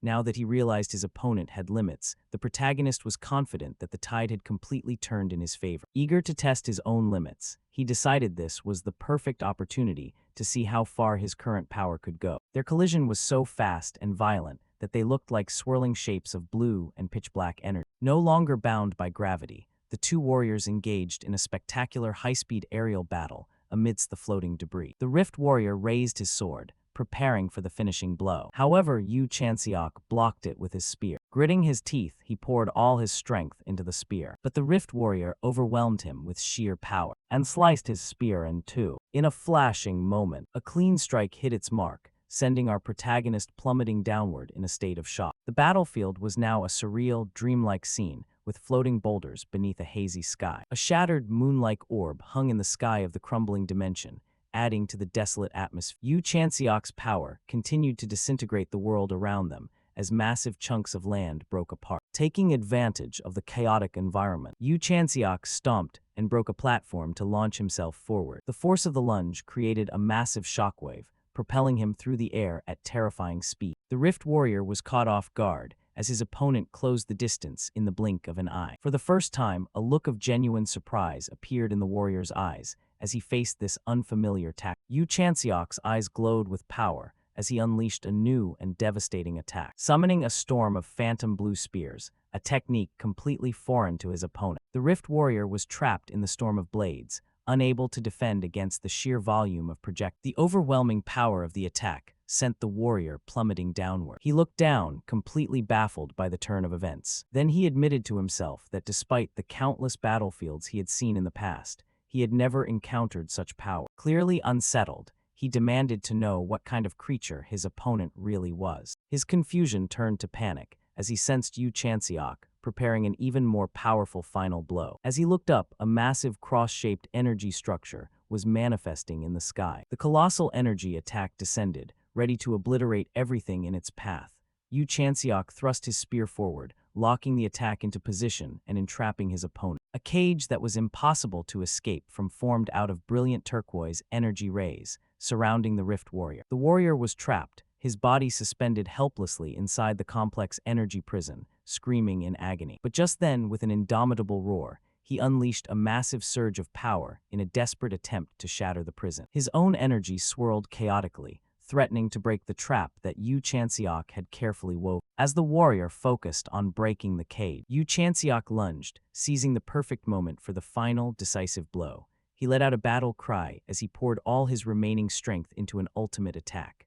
The Rift Warrior's eyes widened as he saw the finishing move coming, and they both began unleashing attacks at blinding speed. A deep wound appeared on the hero's chest as he collapsed backward, while his opponent was sliced clean through his torso. However, both of them refused to give up and kept gritting their teeth, letting out a loud shout as if preparing to unleash their final blow. Immediately after, a terrifying explosion occurred in the center of the battlefield. In a flashback, a young knight asks his battle-hardened commander, Chanseok, a hypothetical question about facing an unbeatable enemy. He then clarifies, asking how one should approach a battle against an opponent who is perfectly matched in strength. The question is posed to the hero on a desolate battlefield, a pivotal moment that defined his philosophy. The hero, Chanseok, seriously considers the difficult question of facing an opponent he absolutely cannot defeat. The young knight persists, genuinely curious about what would happen if someone possessing strength equal to the legendary hero were to appear. With a cold and steady gaze, Chanseok says the answer is obvious.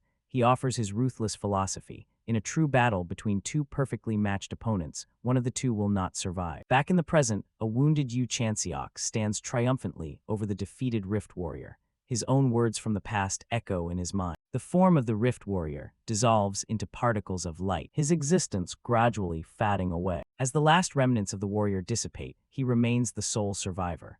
With a weary but triumphant smile, he reaffirms his core belief in his own strength, declaring that, indeed, he is the strongest. After the battle, Yu Chanseok's spear stands planted firmly in the ground of the collapsing rift. Standing in a pose of victory, he observes the destruction he caused to defeat the powerful Rift Warrior. As the rift destabilizes, a reward chest appears before him, a familiar sight from his past life. He lets out a sigh of relief, as the reward system on Earth functions exactly like it did in the other world. The intricately carved chest opens with a click, revealing the rewards for his hard-won victory. Inside, he finds a golden-bladed spear. However, he notices its length seems unusually short for such a weapon. But when he grips the hilt, he senses there is more to this weapon than meets the eye. With a surge of mana, the spear instantly extends to its formidable original length, truly a clever trick. Realizing its length can be manipulated with mana, he deems this new versatile weapon quite useful. He then recalls that rewards from rifts are distributed based on the number of participants. For a moment, he regrets not bringing Han Sang-a along just to claim her reward, since he had handled the entire battle by himself anyway.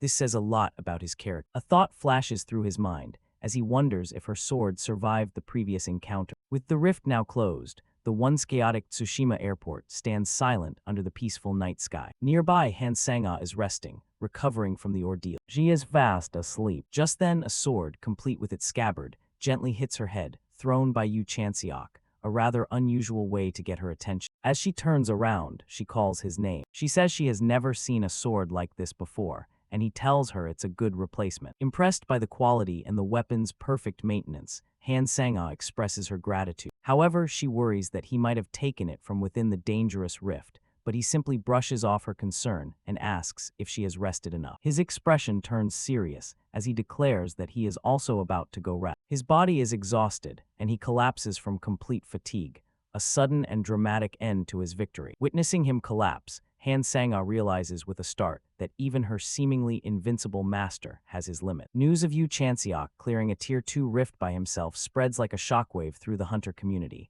as the gap between Tier 2 and Tier 3 is considered insurmountable.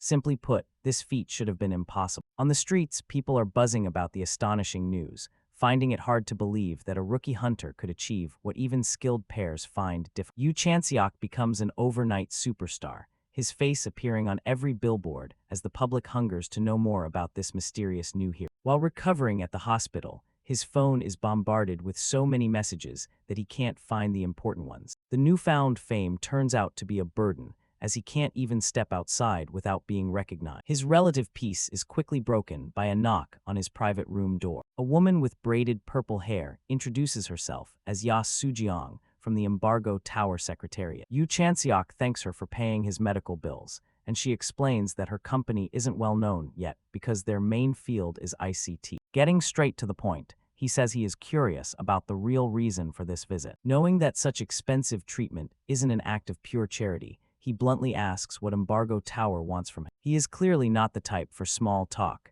Eager to get to the point, he stands ready to hear her proposal. To break the tension, she pushes a box of strawberry cake forward and simply asks, Do you like cake? A completely unexpected question. The topic of the meeting is revealed. It is a prototype shield generator designed to defend against corrosive monsters. And so, over strawberry cakes, the two begin discussing the mission in detail. Yu Chanseok confirms he understands the job. He is hired to transport the Mana-powered shield generator. She then emphasizes the importance of the mission, asserting that this device has the potential to change humanity's fate by providing relief to areas that hunters cannot reach. The severity couldn't be higher. He listens intently, realizing the weight of her words and the scale of the operation. He correctly deduces that this is a large-scale request, and she confirms they are also contacting other hunters for cooperation. Upon hearing that the powerful Janabi Guild has also agreed to assist, he realizes this mission is much bigger than he initially thought. She then describes the long and dangerous route. The generator will be transported by train from Vladivostok to the Netherlands, then by helicopter to England for testing. When he asked why they had to go as far as England, she explained that the final destination was England because most of Europe and North Africa were under the influence of a powerful organization called Restaurants. The United Kingdom remained the relatively safest place in the region, thanks to its island geography, providing a slight buffer from the chaos. With Europe in a state of anarchy and hunter corporations acting like warlords, the transport mission would be extremely dangerous, at the very least, a hostile environment. Yu Chanseok cut through the pleasantries, stating the obvious. A large number of people would be targeting that train. She asked if he had any experience traveling abroad, and he admitted this would be his first time going to Europe. She revealed that she would also be joining the mission, because Embargo Tower was responsible for collecting and analyzing all the data. While eating cake, he remarked on her confidence in his participation, but admitted that having a familiar face along was quite comforting. However, before agreeing, he made a single condition. He wanted the hunter Han Sanga to accompany him. He explained that he had made a promise to his trusted friend and disciple, and he intended to keep it. What a man of his word! Ya Sujiang happily agreed, saying any hunter he trusted was a valuable asset, while he thought to himself that this request also benefited him. With the terms set, he officially accepted the mission, telling himself that this high-profile international operation was the perfect opportunity to expand his influence much faster than originally planned. Sometime later, a military helicopter arrived to take him to the mission brief. Yu Chanseok smirked at the chairman, saying he had to mobilize a helicopter just to pick up a civilian, remarking that being treated like a VIP and clearing a Tier 2 rift alone had truly put him in a league of his own. However, Hunter Association Chairman Moon Young assured him that his achievements had turned expectations into certainty and pledged full support from the association. Yu Chanseok reflected that proving one's strength truly made things go more smoothly. However, he silently wondered if the chairman knew about the heirs of Dangun, terrorist group, and how he would react to their existence. He then considered whether this powerful chairman wanted to fix the world's dire state or maintain the status quo that benefited. As he boarded the helicopter, he was surprised by the identity of the other passenger. First-class hunter Lee Si-yoon greeted him coldly, remarking that it had been a while. She commented that rumors about him had traveled far. He dryly replied that it was harder to find someone who didn't know about him these days. He then asked her about the destination and was informed they were heading to a military base. He knew that the South Korean military was also participating in the mission, highlighting its national importance. He immediately grasped the geopolitical implications. A successful shield generator would significantly reduce the world's dependence on hunters for national defense. In other words, the world's entire balance of power was at stake. Suspicious of the nation's motives, he bluntly asked her if she knew about an organization called the Heirs of Dangun. She answered for him, confirming she knew about the ultraist, extremist terrorist group. She seemed surprised that he knew too, leading him to reveal his encounter on Tsushima Island. She explained that the Heirs of Dangun, a group consisting only of Koreans, specialized in sabotaging rift-clearing operations performed by other hunters. Recalling his conversation with Kim Jae-hyun, Yu Chanseok admitted he could roughly understand their extremist ideology. He also understood the twisted logic behind their actions. Changing the subject, she suddenly startled him by simply saying, "Catch this," and handing him a candy. A strange and sudden change in tone. He looked at the pumpkin butter candy with a completely confused expression, not understanding why she gave it to him. Lee Si-yoon then asked him the same question Ya Sujiang had asked. Did he have experience abroad? Confused by the repeated question, he confirmed this was his first time being so far from home. With that, she smiled meaningfully, mysteriously suggesting that his current perspective was understandable because he lacked experience. As the helicopter flew toward the sunset, she guessed that this mission would make him realize a lot of things. Yu Chanseok's high-profile international mission briefing began in a military conference room. Yu Chanseok and Lee Si-yoon listened coldly and attentively as the meeting began. Major General and Hunseok formally introduced himself and prepared to outline the details of the dangerous operation. He explained that their primary responsibility was to protect an 80-mile, approx. 128 km, long train with 65 cargo cars. He added that the 15 remaining cars were reserved for the participating hunters and military personnel to ensure they had enough space to rest. Yu Chanseok dryly remarked on the special treatment given to Lee Si-yoon, who was granted an entire private car, which was well-deserved for the world's 10th-ranked hunter. The general continued, revealing that Embargo Tower had entrusted the protection of the car containing the crucial shield generator entirely to the Janabi Guild, citing the long journey and anticipated fatigue. He suggested the South Korean military share the burden of protecting the generator, but Lee Si-yoon immediately and decisively rejected that offer, leaving the general completely stunned. She asserted that because Janabi was responsible, there would naturally be many powerful enemies targeting the generator. With an authoritative attitude, she declared that no one except Janabi was allowed near that car. Utterly dismissed, Major General and Hunseok broke into a sweat, clumsily trying to move to the next part of the meeting. Hearing this, Lee Si-yoon calmly encouraged him to continue. After having made her point clear,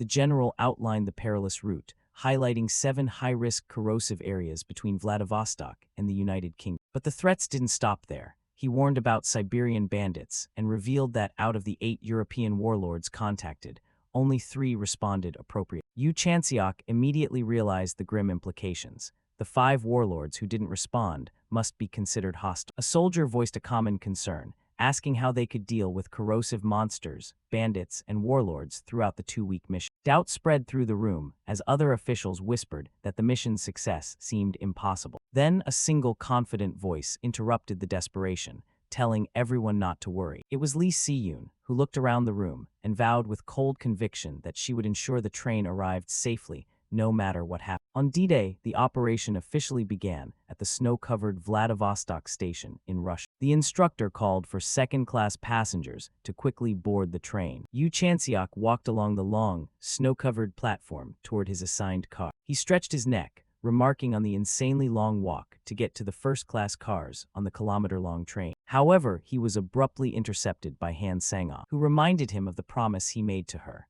Now wearing her new fur-lined combat gear, she confirmed she would deliver the elixirs he owed her once the mission was complete. When he asked where she had been, she casually said she traveled in luxury in the first-class car, which was why he couldn't find her. The protagonist then commented on the special treatment for world-class hunters like Lee Si-yoon, whom she also hadn't found. As they observed the train, Ya Sujeong acknowledged its overwhelming presence, and the protagonist greeted Ya Sujeong upon her arrival. Ya Sujeong welcomed him, asking if he had had a chance to tour the impressive train. Since he had just arrived, he commented on the enormous effort and resources.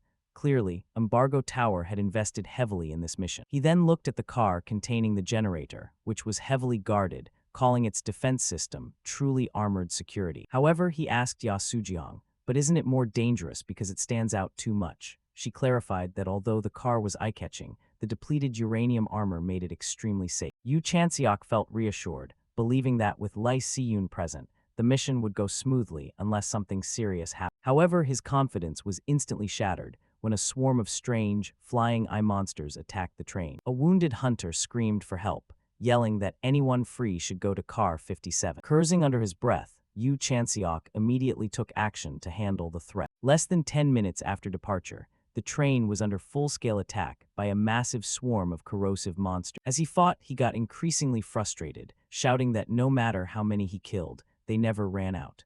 And he bitterly wished Lee Si-yoon were there to provide support, knowing her power would clear the swarm quickly. The problem was that the Trans-Siberian Railway was damaged and was being repaired while the train was moving, requiring constant protection for the repair crews. And this critical defensive role was specifically assigned to Lee Si-yoon, leaving her trapped. The protagonist silently cursed the commander's plan, which had neutralized their strongest warrior, preventing her from using her full power. Frustrated by the poor strategy, he slashed through another winged monster. Facing a sky full of enemies, he steeled himself for a long and arduous battle. Right then, the scene shifted to another conflict in Khabarovsk, Russia. Powerful warlord Nikolai Baranov dragged the bloody carcass of a giant shark-like monster. Lifting his head from his prey, he wondered about the figure approaching him. He recognized Li Haiyun by the campfire and wondered why this person had appeared again. Suddenly, the monster he thought was dead lunged from behind for one final attack. Unfazed, Nikolai activated the machine gun mounted in his arm. As the bullets hit the monster, it exploded and shattered into pieces, blood splattering into the air. The chunks of the monster's flesh collapsed to the ground, and it died for real. Nikolai then turned to his visitor, calling Haiyun a troublemaker for appearing without warning, accompanied by a friendly smile. Haiyun greeted the warlord, nonchalantly saying, "Long time no see." He explained that he came to ask for a favor, but got to watch an entertaining fight right upon arrival. He then formally addressed Nikolai Baranov, the ruler of Khabarovsk. Nikolai complained that he caught this beast for dinner, only for it to wake up after he had already knocked it out. However, Haiyun told him to wipe off the blood, mocking both Russian cuisine and the Korean style. Getting straight to the point, Nikolai asked about the work, making it clear he wasn't short on money. Haiyun smiled, confident that the job he was offering would spark the warlord's interest. He revealed that a train from Vladivostok would be passing through their territory in the next few days. Nikolai smirked, thinking it was a bad joke, because the Trans-Siberian Railway had been destroyed long ago. But Haiyun explained that certain awakened individuals could fix things extremely fast, which was how the tracks were being restored. Nikolai curiously asked how a train could run while repairs were underway, and what kind of precious cargo it was carrying. Haiyun evaded, saying the cargo wasn't important. What was important was who was transporting it. Nikolai's eyes widened in surprise when Haiyun revealed the main target was Janabi's Candy Queen, Li Siyu. When Nikolai asked if he had a plan to deal with such a powerful opponent,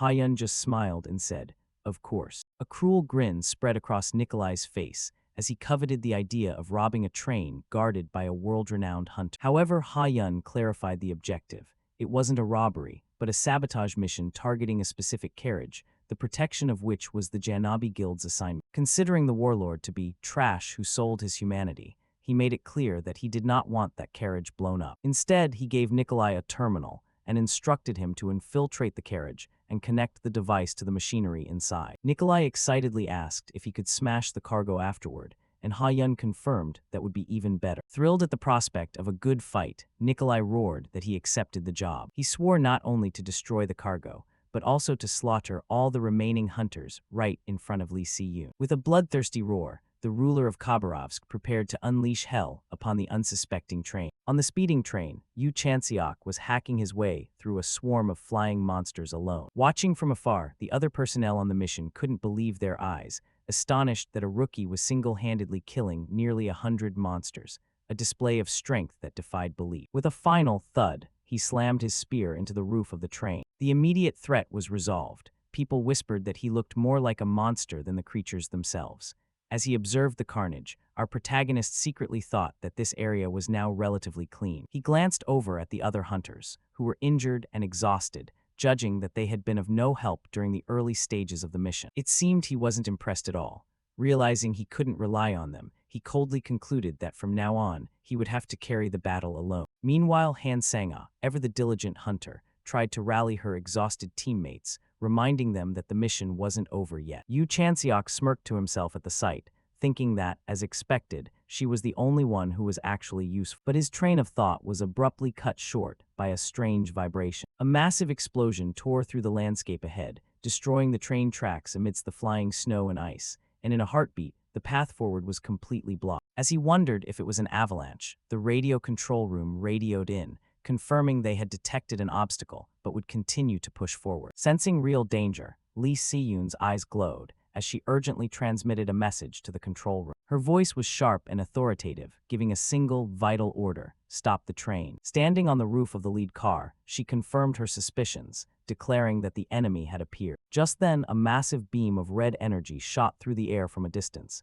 aimed straight at her. Gripping her colossal greatsword, she braced herself to face the incoming attack. With her sword, she deflected the energy beam upward. The attacker, revealed to be a man wearing high-tech armor with a jetpack, hovered in the air and lunged toward her. While Han Sang-a was astonished by their sudden appearance, Yu Chansiok calmly told her to recall the meeting, emphasizing that only one person was capable of this near Kabara. He identified the new enemy, the notorious armed gang led by the warlord Nikolai Baranov. Just as Lee Si-yoon realized they had set an ambush, she was suddenly blindsided by a barrage of magic spells. The talismans exploded in brilliant purple light, weaving a powerful sealing spell around her. Caught completely off guard by the powerful magic, she was momentarily stunned. The purple energy of the seal grew stronger and stronger, swirling around her and restricting her movement. Han Sang-ah watched the scene with horror and disbelief, as their strongest hunter was neutralized. Their greatest hope had been eliminated in the blink of an eye. Anxious, she called out to the commander, asking if something was wrong. Struggling within the magical chains, Lee Se-yoon gritted her teeth. She reluctantly admitted to her disciple that she had been completely sealed. Right then, she sent out an alert to all the hunters on the train, informing them of the enemy attack, and stating that Commander Lee Si-yoon was unable to join the battle, causing a wave of panic to spread among the other hunters. The bleak reality of the situation dawned on them as they learned the enemy force was 5 to 10 times their own number. The odds were completely against them, yet she still encouraged the frightened hunters, declaring that retreat was not an option and their mission was to protect the train. Trapped as she was, she remained resolute, ending her command with intense spirit using the word hunt. Without hesitation, Yu Chanseok told Han Sang-ah to follow him as he jumped off the train to face the enemy. The remaining hunters watched with amazement and horror, calling him a madman for daring to jump down to confront an army of 500 alone. It was a completely reckless act, yet inspired by the rookie's extraordinary courage, the other hunters found their own nerve again, unwilling to stand by while the two fought alone.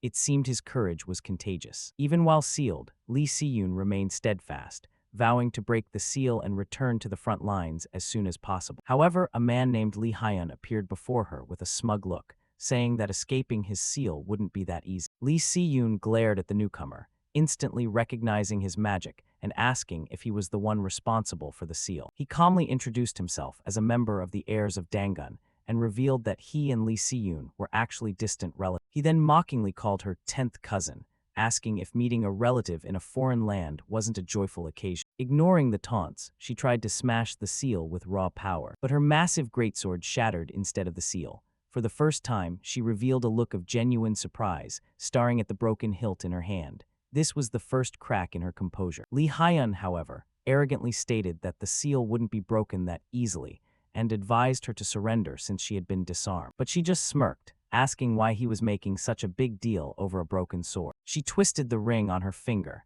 and it began to glow with a brilliant blue light. Lee Hyun's confident expression immediately wavered when he realized what she was about to do. A completely new sword appeared in her hand, and she mocked him, asking if he recognized her trump card. A system window explained her rare item, the mirror ring, which had the ability to instantly copy and resummon a registered weapon the moment it was destroyed. When he called her a fool for her brute force approach, she retorted, asking who was the real fool. She then raised her new sword, ready for another attempt. With a cruel insult about his chances with women, she unleashed another powerful slash against the seal. Meanwhile, Yu Chanseok and Han Sang-ah were ready to confront the entire army, rushing toward. Yu Chanseok's gaze remained steady and sharp as Nikolai's army approached. Hovering above his soldiers, Nikolai Baranov laughed loudly, mocking the two hunters for daring to think they could stand against his number. With a cruel smile, he declared that he was the one who decided who lived, and offered to spare their lives if they surrendered. Yu Chanseok was puzzled because Nikolai was flying, yet he couldn't sense any mana. Han Sang-ah explained that thanks to armor from the old Predator project, it was designed so that the user could fight without mana. She further revealed that the armor was a South Korean military prototype that had been abandoned because the materials were too difficult to collect. However, he felt suspicious that a Russian gang leader would possess rare, decommissioned South Korean military technology, which raised a very important question. The bleak reality of the situation hit Han Sang-ah as she realized that hunting this time meant she had to kill people. Seeing her hesitation, he told her to turn back if she couldn't handle fighting humans for the first time. Hearing this, she countered that he hadn't fought humans either, but she steeled her resolve, saying that since the enemy was trying to kill them, it made no difference. With sharp eyes, she concluded that these bandits were no different from the corrosive monsters she had killed before. But when one of Nikolai's minions lunged with an axe, she hesitated to strike, saying, "Easier said than done." But with lightning speed, Yu Chanseok decapitated him. The headless body slumped before her, blood spraying like a fountain. Yu Chanseok then offered cold, practical advice, Do what needs to be done, but don't let the guilt consume you. With a look of contempt, he assured her that any remorse she felt would fade within a few days, or at most, within a month. Surrounded by the chaos of battle, Yu Chanseok listened to the cacophony of screams and clashing weapons. The snow-covered battlefield before him was a gruesome painting made of spilled guts and rivers of blood. He could feel the whirlpool of raw, dark, and violent human emotions swirling around. Although he had rich experience with war, he still found this scene of carnage truly disgusting. However, he coldly admitted that a part of him felt disturbingly familiar with this slaughter. His focus narrowed as he prepared to turn the tide of the battle. He reasoned that they had the edge in skill, but were outnumbered and being pushed back by the enemy's momentum. He calmly deduced that there was only one clear path to victory. His strategy was simple: ignore the fodder and focus on taking down the enemy commander, Nikolai Baranov. The warlord recognized his opponent, smirking as he identified him as the famous rookie from South Korea. Just before the fight began, the protagonist dryly remarked that news traveled so fast that even Russian thugs knew his face. As the battle started, Yu Chanseok used his spear to block Nikolai's red-hot sword. Nikolai smirked at his opponent's strength, but the protagonist inwardly admitted that Nikolai was dangerously fast and strong. He also noted that Nikolai's advanced military armor was extremely durable,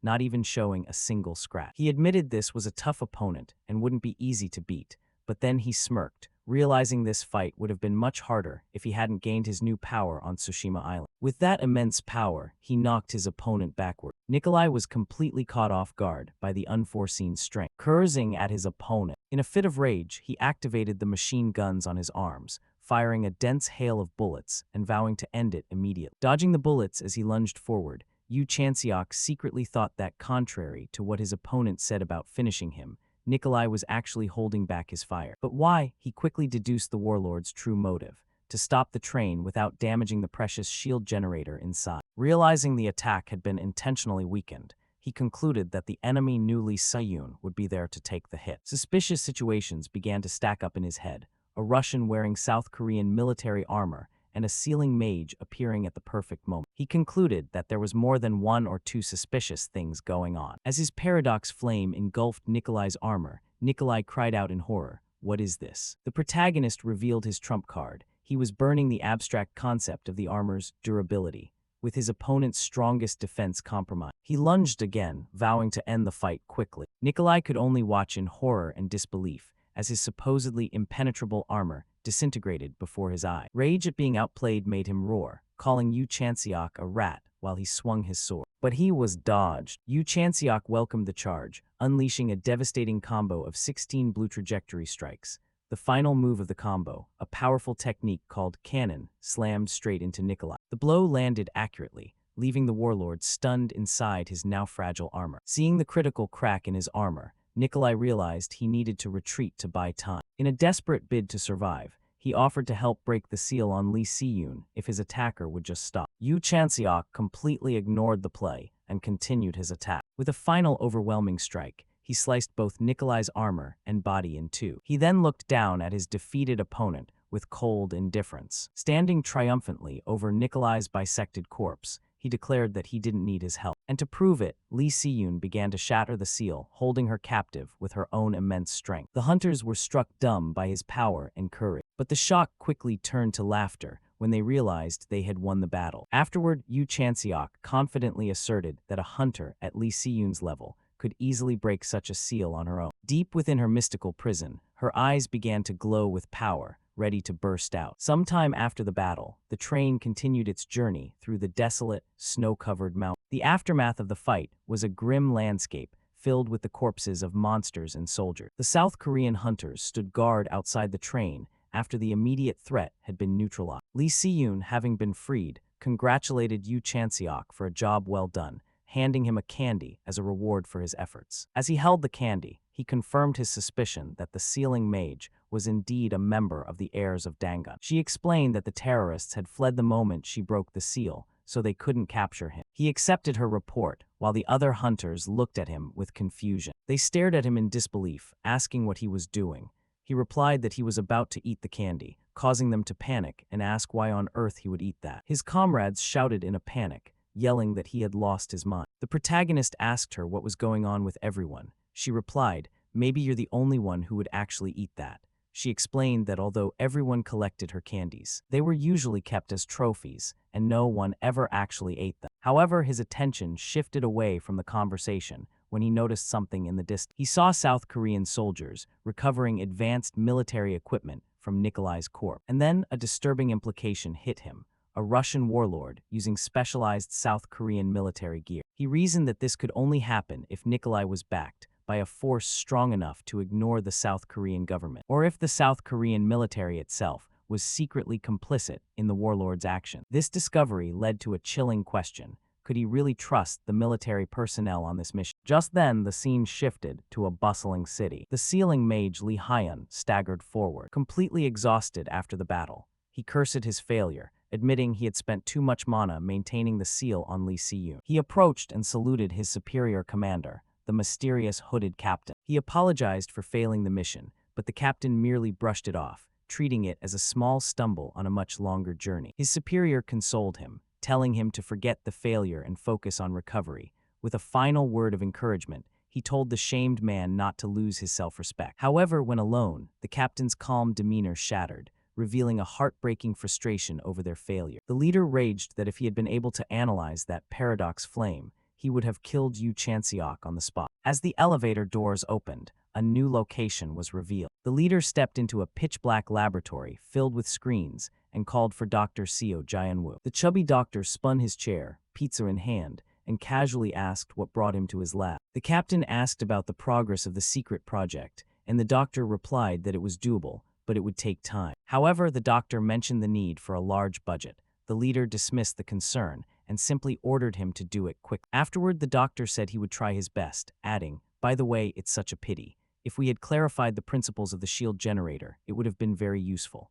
The leader said, "Don't worry," emphasizing that the journey through Siberia was still very long, implying they would have many more opportunities to act. Meanwhile, on the train, Yu Chanseok was now extremely vigilant toward the allies he had once thought were trustworthy. The heavy armored train continued its long, grueling journey through the desolate, snow-covered Siberian plains. Inside the command center, a military officer delivered a grim report to Lee Si-yoon. They had lost a third of their combat power, with 5 dead and 10 wounded. Lee Si-yoon took command, ordering first aid for the wounded, and requesting that the team arrange for thorough medical care upon reaching Warsaw, Poland. When asked who controlled the territory ahead, the officer identified the local warlord as a man named Mazurka. Lee Si-yoon immediately ordered contact to be made with the Hunter Guild contracted to Mazurka, requesting their cooperation to ensure safe passage. However, the officer expressed doubt, asking if such a powerful warlord would easily cooperate. But Lee Si-yoon confidently asserted that they would have no other choice,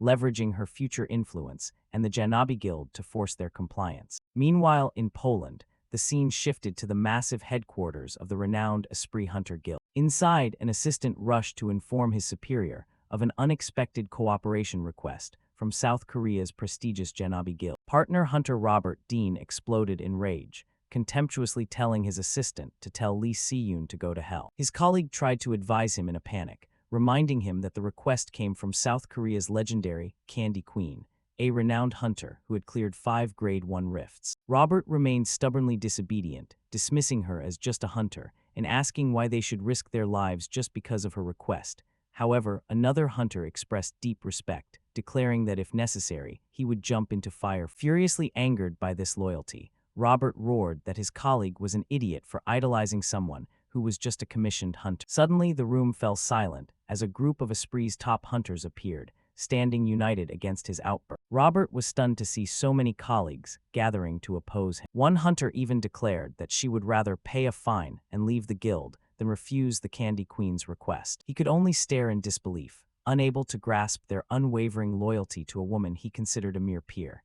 He yelled angrily that no matter how famous she was no different from him. A fellow hunter calmly corrected his delusion, simply stating that the Candy Queen was different. The others all agreed, recounting how Lee Si-yoon's fund had once saved each of them, whether through life-saving surgery or rescuing them from a rift. A colleague warned him that the guild would be in trouble if everyone quit, urging him to apologize and accept the request. Cornered and defeated, Robert could only curse her name under his breath, wondering if their influence really only went that far. Back on the train, Lee Si-yoon looked out the window and reflected on the harsh reality of the mission, worrying if the wounded hunters could hold on for another 5 days until they reached Warsaw. She secretly hoped there wouldn't be any more unexpected delays on this dangerous journey. As if on cue, an emergency alarm blared over the intercom, warning of marine corrosive monsters approaching. Outside, the source of the alarm was revealed. A massive swarm of slimes was rushing toward the train. The alarm continued to blare,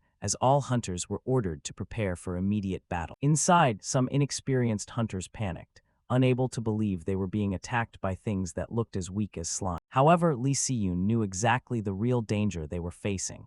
Her expression turned grave as she gripped her greatsword. Unfamiliar with the monsters of this world, Yu Chanseok turned calmly to her and asked, "What is a slime?" She explained they aren't ordinary monsters. They're grade 1 corrosive monsters from a rift nicknamed the Refrigerator. This shocked Yu Chanseok. He expressed his confusion, asking how monsters from a rift over 600 km away could appear here. She bleakly concluded that the corrosive zone must have expanded, making the fight with these grade 1 creatures extremely difficult. As the group climbed onto the roof of the train, the protagonist worriedly asked how dangerous the slimes really were. She explained that their body temperature was like liquid nitrogen, capable of freezing and shattering any equipment they touched. Just then, on her orders, the archers took aim, preparing to test the monster's defenses. At the command, the hunters fired a volley of mana-infused arrows at the approaching swarm. The arrows flew accurately, striking straight into the slime's gelatinous bodies, but horrifyingly, the attacks were completely ineffective. Lee Si-yoon revealed the terrifying truth that slimes possessed extremely strong mana resistance. Yu Chanseok quickly grasped the critical situation. If mana-infused attacks were useless, they had no way to inflict effective damage. Panic began to spread as an archer shouted that their attacks were failing, and the slimes were about to reach the train. Right then, Lee Si-yoon said in despair that the mission had failed. The other hunters could only watch in hopelessness, believing their situation was desperate. Yet amidst the growing panic, Yu Chanseok and his disciple Han Sang-ah remained completely calm. He casually approached a lead archer and asked if he could borrow his bow for a try. When the archer launched into an arrogant lecture about mana trajectories, he just shrugged and said he'd try it his own way. Lee Si-yoon watched with surprise and anticipation as he stepped to the front line. He reasoned that if the problem was just mana resistance, he had the perfect solution. He coated the arrow with his purple flame. Just burn it away, he declared, firing an arrow that crackled with the destructive power of the paradox flame. The fire arrow hit its mark, aimed not at the slime's body, but at its very mana resistance. A honeycomb-like energy shield appeared on the slime's surface, and the paradox flame immediately began to corrode it. The black-purple flame easily incinerated the monster's formidable defense. The other hunters were speechless, staring in disbelief, as the slime's supposedly impenetrable mana resistance was completely broken. Yu Chanseok inwardly lamented that, although he could cover the entire area with fire, he still wasn't refined enough to do it safely. He returned the bow to its owner, calmly ordering the archers to resume their attacks once his flame had weakened slightly. Lee Si-yoon recalled her own battle with him, realizing with astonishment that his unique skill could erase even intangible concepts, making him a truly unpredictable force. With the slime's primary defense broken, she knew it was her turn to act. With a powerful leap, she lunged, swinging her colossal greatsword at the now vulnerable swarm. Her sword cleaved through them with ease, drawing cheers from the other hunters as they realized they could finally strike back. Afterward, she shouted for a status report and learned there was only one slime left, but it was dangerously close to the train. Her eyes widened in horror as she discovered the final massive threat hovering above. The last slime leaped high into the air, preparing to crush the entire carriage with its massive weight. Lee Si-yoon saw no way out. The monster was too large to be slashed, and they would be crushed before they could recover the equipment. While the others despaired, Yu Chanseok calmly drew his weapon, acknowledging that the monster's lethal power came from its sheer size, and thought to himself that by all conventional logic, defeating such a monster was nearly impossible. However, as he raised his weapon, he smirked, knowing that the answer was remarkably simple. Leaping toward the falling monster and slashing at it, he declared that power would mean nothing once its source was reduced to ashes. Lee Si-yoon felt awestruck by the overwhelming spectacle that had turned the impossible into reality. Han Sang-ah was also captivated by the incredible display of power, a feeling shared by everyone present. As the remaining loose fragments of slime rained down around them, she began to think that perhaps with Yu Chanseok by their side, they actually had a chance. Yu Chanseok caught a remaining, solidified fragment that had turned into something resembling candy, and remarked that it tasted like cola. With a faint smile, he said he liked cola candy, leaving Lee Si-yoon to wonder to herself if this man might be the one to save their miserable world. After repelling the monsters across Siberia, the mission train finally headed toward Poland. The team was briefed on the next steps: a 3-day stop in Warsaw to distribute relief supplies and treat the wounded. Lee Si-yoon expressed her relief upon hearing that the local warlord Mazurka had promised to cooperate. She then asked about the status of the other warlords, wondering if they would agree to cooperate with the transport mission. Unfortunately, the other warlords had not yet responded, but she ordered the team to keep trying to establish contact. The massive armored train finally pulled into the central station of Warsaw, Poland, a city currently engulfed in war. Yu Chanseok was astonished by the city's devastated state. Having heard that Poland was one of the more stable nations, he looked out in shock at the absolute destruction and the piles of corpses strewn across the station. Noting the complete absence of trees, he deduced that the people were desperate enough to burn anything they could find to stay warm. He also observed that Lee Si-yoon and the other veteran hunters remained completely unfazed, leaving him to wonder if this grim scene was normal in this land. While he was observing the disastrous landscape, a local military officer approached and called his name. Surprised to hear him speak Korean, the man introduced himself as First Lieutenant Joseph Palansky of the Mazurka warlord. Palansky offered to lead him to a place to rest, leading him away from the main group. A luxurious car created a stark contrast with the ruined city as it transported the protagonist to his lodging. He correctly speculated that accommodation was distributed by rank, as he was taken to a separate location. In the car, Palansky confirmed his status as a freelance hunter and immediately sensed an opportunity. He immediately offered recruitment, suggesting he stay and work long-term in Poland since he had no ties to South Korea. Palansky seduced him with the promise that he would have far more power than he could ever hold back home. Hearing this, the protagonist inwardly thought that even with corpses scattered everywhere outside, he was still talking about power as casually as if he could provide limousines and champagne. Palansky then explained that unlike in South Korea, in this lawless land, hunters were bound by almost no restrictions. The offer turned dark as the officer suggested that if he worked for them, they could provide people for the sole purpose of being beaten to death. Feeling utterly disgusted by the vile offer, Yu Chanseok barely suppressed the urge to punch him in the face. That evening, he arrived at the designated lodging. He stepped into the room, completely devoid of the luxury one might expect, and smirked at the rundown state of this good accommodation, finding it to be no better than a cheap motel. After a quick check of the bathroom, he begrudgingly admitted that at least it wasn't dirty. However, his disdain grew even further when he discovered the meal provided was just instant ramen. Just as he was about to eat his meager meal, he was interrupted by a knock at the door. It was Yasujiang who nervously greeted him at the door. With flushed cheeks, she shyly asked if he could do her a small favor. A moment later, the sound of water flowing from a shower echoed in the small apartment. Yasujiang sighed in relief as she enjoyed the hot water in his private bathroom. While bathing, she apologized and explained that her own bathroom was communal and rusted, but Yu Chanseok casually treated it as just a small favor between acquaintances. However, he said he had a question in return. From the sofa, he posed a seemingly simple question: why is all the food they're transporting produced in South Korea? She listened intently, her expression serious. Then she revealed the harsh truth, saying it all stemmed from the South Korean government's exploitative foreign policy, and explained the policy in detail. South Korea imported massive amounts of resources, such as minerals, fuel, and food from other countries. After taking the best parts for themselves, they sold back the remaining poor-quality leftovers to those very same countries, a deal that left Yu Chanseok feeling perplexed. The reason they had to accept it was simple. No country dared to anger the South Korean government and lose the protection of their powerful hunters. In a world where basic survival depended on the protection of hunters, even the most unreasonable demands from South Korea had to be met. The result of this vicious cycle of exploitation was that European nations were forced to buy back low-quality, near-expired food from South Korea. His face hardened as he began to grasp the rotten face of global politics. He then went straight to the point, asking about the specific relief supplies they were transporting, and asked bluntly if they were carrying something as worthless as sprouted potatoes. As she stepped out of the bathroom, she prepared to reveal an even more disturbing truth. The relief supplies the train was transporting were recycled mixed powder 65. She clarified that this powder was simply food waste that had been dried and crushed, with the number 65 indicating that the recycled organic content was 65%. Yu Chanseok was speechless, processing the fact that they were bringing actual garbage in the form of relief. Ya Sujiang admitted she knew South Korea was perfectly capable of sending real food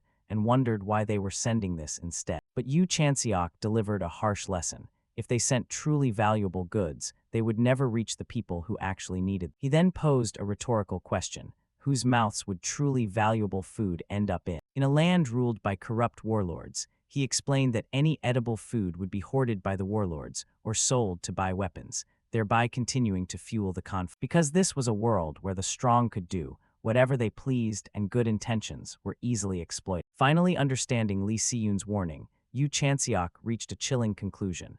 This world was even more rotten and hopeless than the world he had fought in for 20 years. He found it ridiculous that while the world was collapsing, organizations like the heirs of Dangun were actively making the situation worse. This harsh dose of reality only hardened his resolve, and he decided that now he knew what had to be done. He approached Ya Sujiang with renewed determination and a terrifying intensity that startled. With a cold voice and intense focus, he said he had one more question. He asked for the location of the nearest uncooperative warlord, and she replied, Hamburg, Germany. Without wasting a second, he set out for Hamburg to handle the problem himself. German warlord Daniel Lewis was alerted by his soldiers that something serious was happening to their forces. A soldier reported that a South Korean hunter named Yu Chanseok was tearing through their forces alone, demanding to know why they wouldn't cooperate. Yu Chanseok paused his attack when the warlord threatened to send an official complaint to the South Korean Hunter Association because of the attack. Ignoring the threat, the protagonist easily restrained one of the warlord's soldiers. Utterly furious at the blatant disrespect,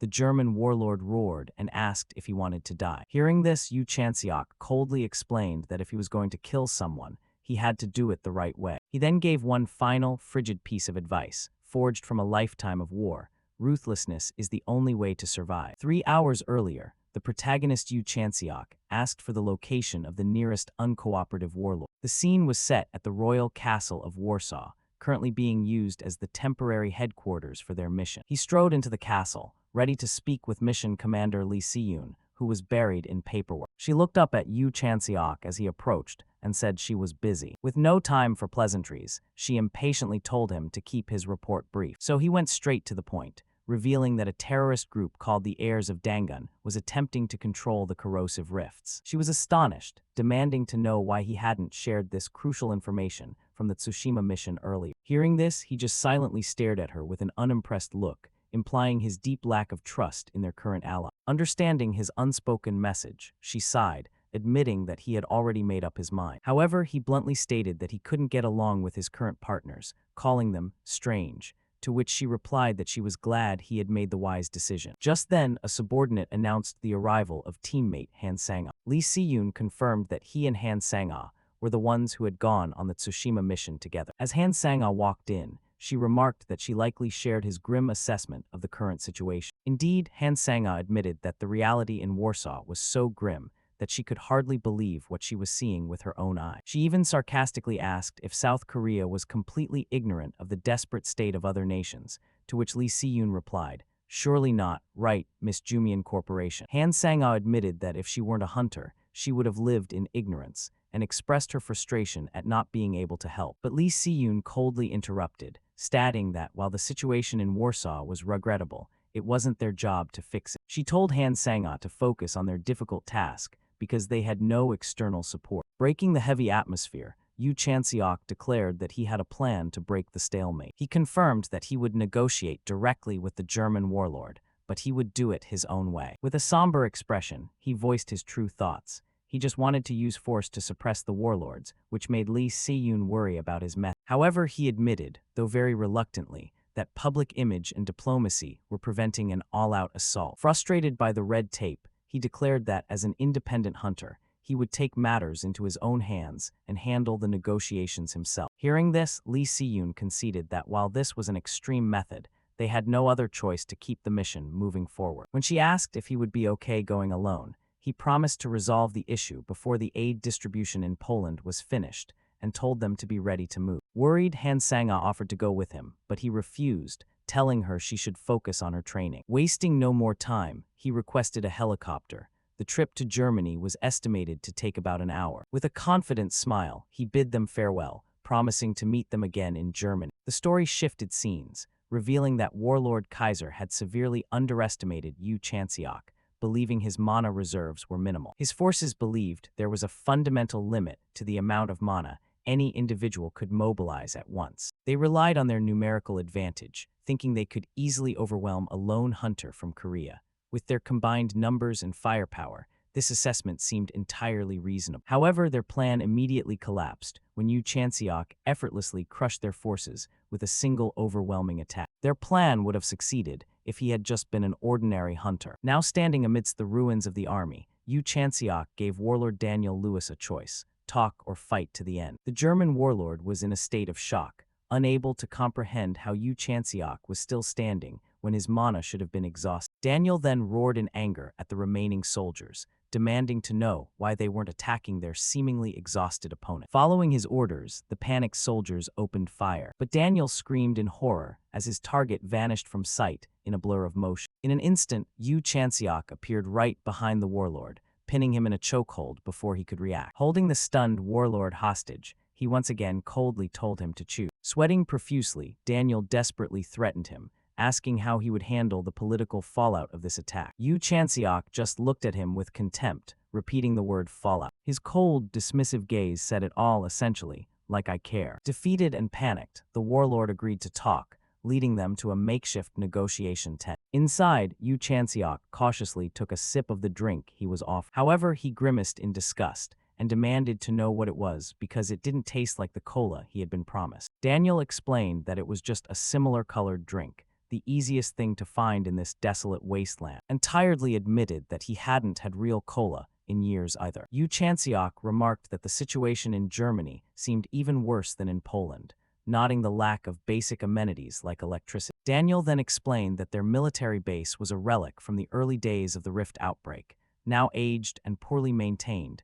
due to dwindling state support. He bitterly described it as a source of shame upon realizing his country's complete helplessness. Cutting through the melancholy, Yu Chanseok went straight to the point, asking for the reason the warlord wasn't cooperating with the train operation. Hearing this, Daniel furiously declared that Germany needed the shield generator far more than the UK did because of the massive corrosive zone called Ristorante. Yu Chanseok remembered hearing about it, one of the 8 great rifts located in Italy, with effects spreading across Europe and North Africa. The warlord insisted that the UK's problem was nothing compared to the threat from Ristorante pushing up from Italy, a threat they were trying to contain at all costs. Yu Chanseok countered with cold logic, explaining that the generator was an experimental device and had to be tested in a stable area, while warning that failing to cooperate would only delay them getting one. Daniel smirked, declaring that this wasn't a negotiation, but rather Yu Chanseok making a unilateral demand. The protagonist replied, his patience wearing thin,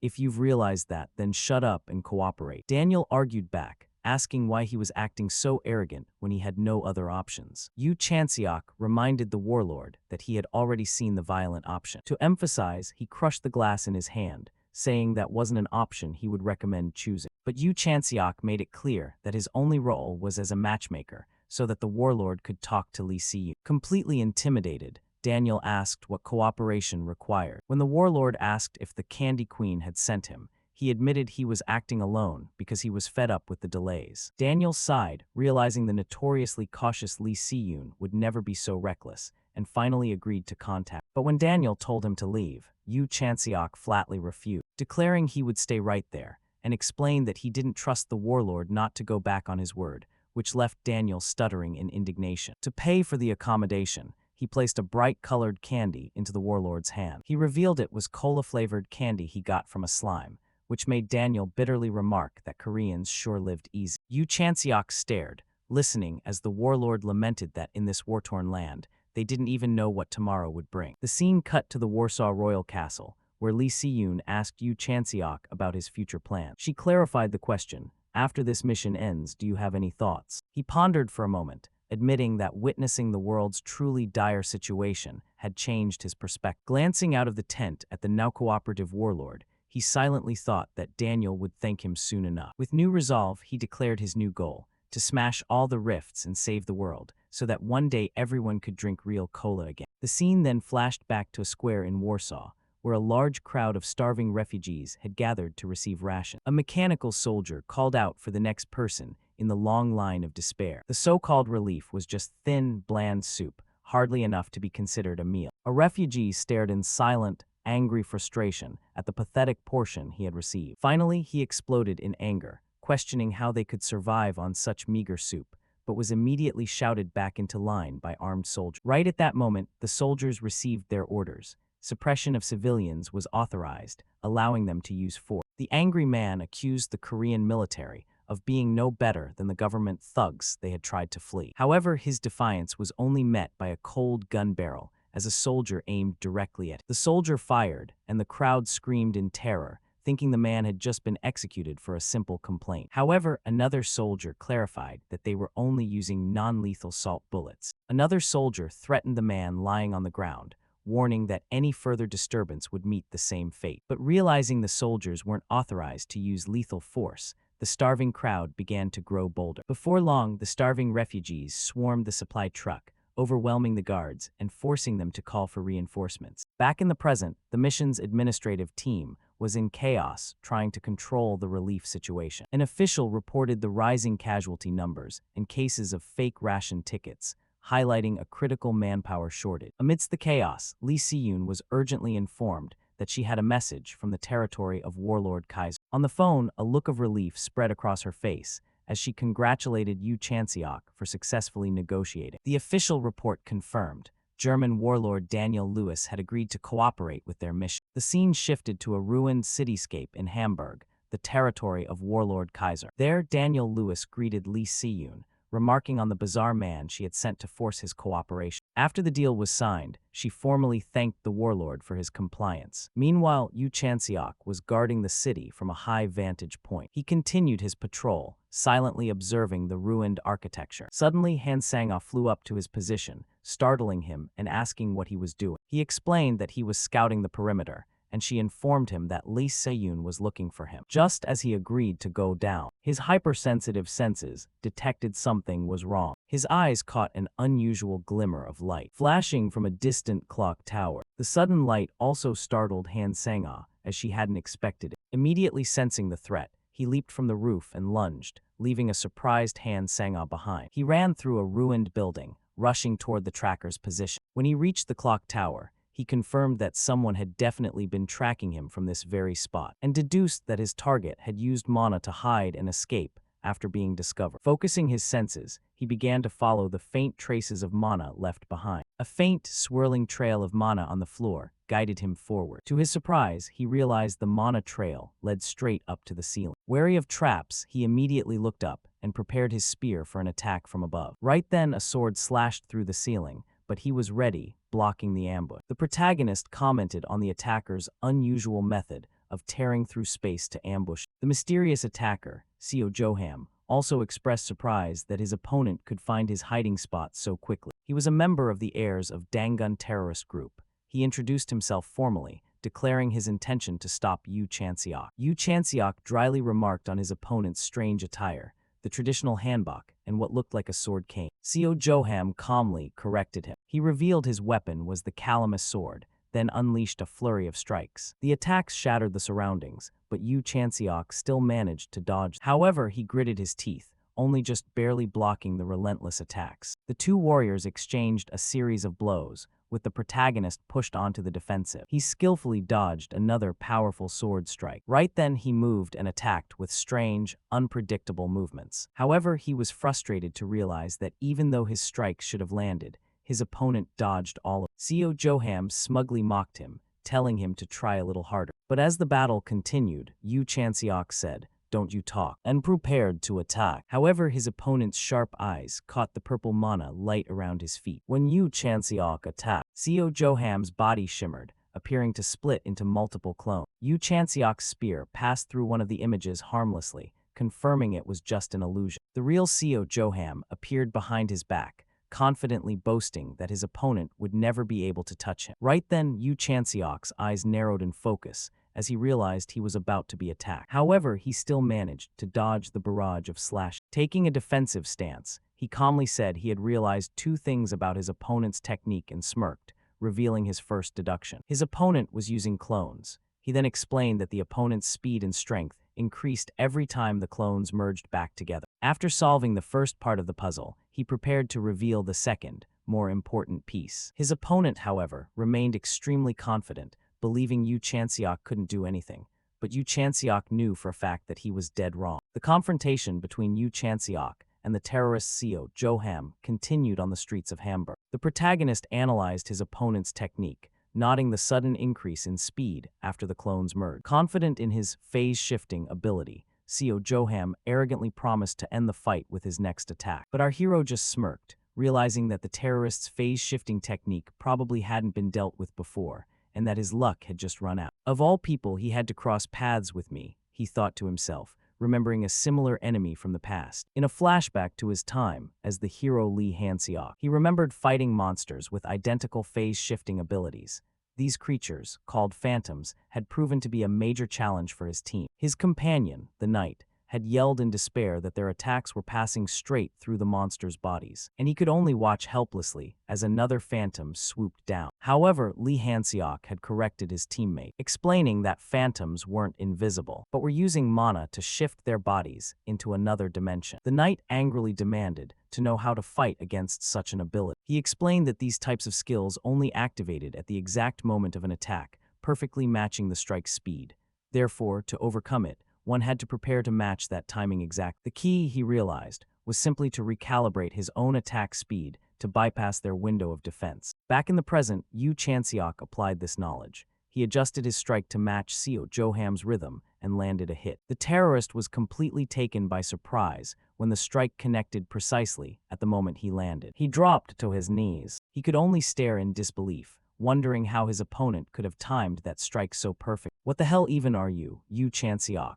the defeated terrorist thought as the spear appeared behind his back. With one final decisive movement, the protagonist prepared to end the fight. Seo Joham desperately prepared to dodge. However, Yu Chanseok stopped abruptly when a massive explosion occurred, shaking the entire area. Even he turned his head, surprised by the scale of the explosion. Right then, Seo Joham calmly said, "Looks like I'm still luckier." But his joy of victory was cut short by an emergency call from Han Sang-ah, telling him to stop and return immediately. She dropped a bombshell. A sarin gas bomb had been dropped on the outskirts of Hamburg. Sarin gas, a lethal poison that could paralyze the nervous system with even the tiniest amount.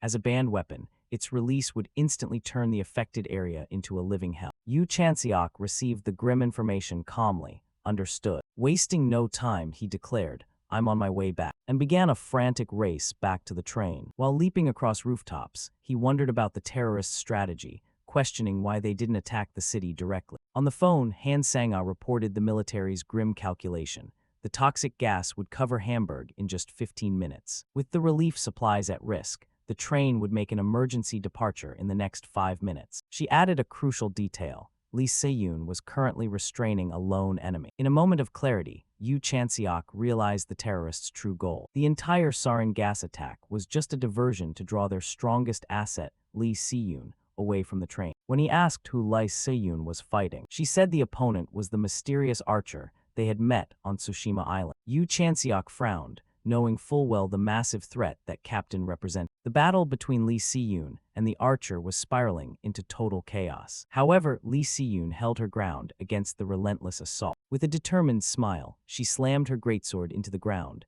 causing the earth around her to crack and shatter. The captain countered, drawing back his bow as it crackled with energy. He fired an incredibly powerful, blinding arrow that exploded upon impact. Even Lee Se-yoon was astonished by the terrifying power of the attack. Nevertheless, she braced herself to counter, gathering her strength to face the incoming volley of arrows. Meanwhile, on the train, staff announced that the relief supplies were fully loaded. At the very last second, the final members panicked as they scrambled onto the evacuating train. An official confirmed all personnel were aboard and gave the final order to depart. As the train began to move, the hunters watched the distant battle anxiously, noting that even a powerhouse like Lee Se-yoon was being pushed back. Suddenly, a resounding sound echoed. Everyone turned in surprise. It was Yu Chanseok, who casually announced that he had barely made it in time, and immediately reprimanded the hunters, telling them not to just sit there with their mouths agape while Lee Si-yoon was risking her life. The hunters fell silent under his sharp rebuke. He warned that with Lee Si-yoon separated from the mission,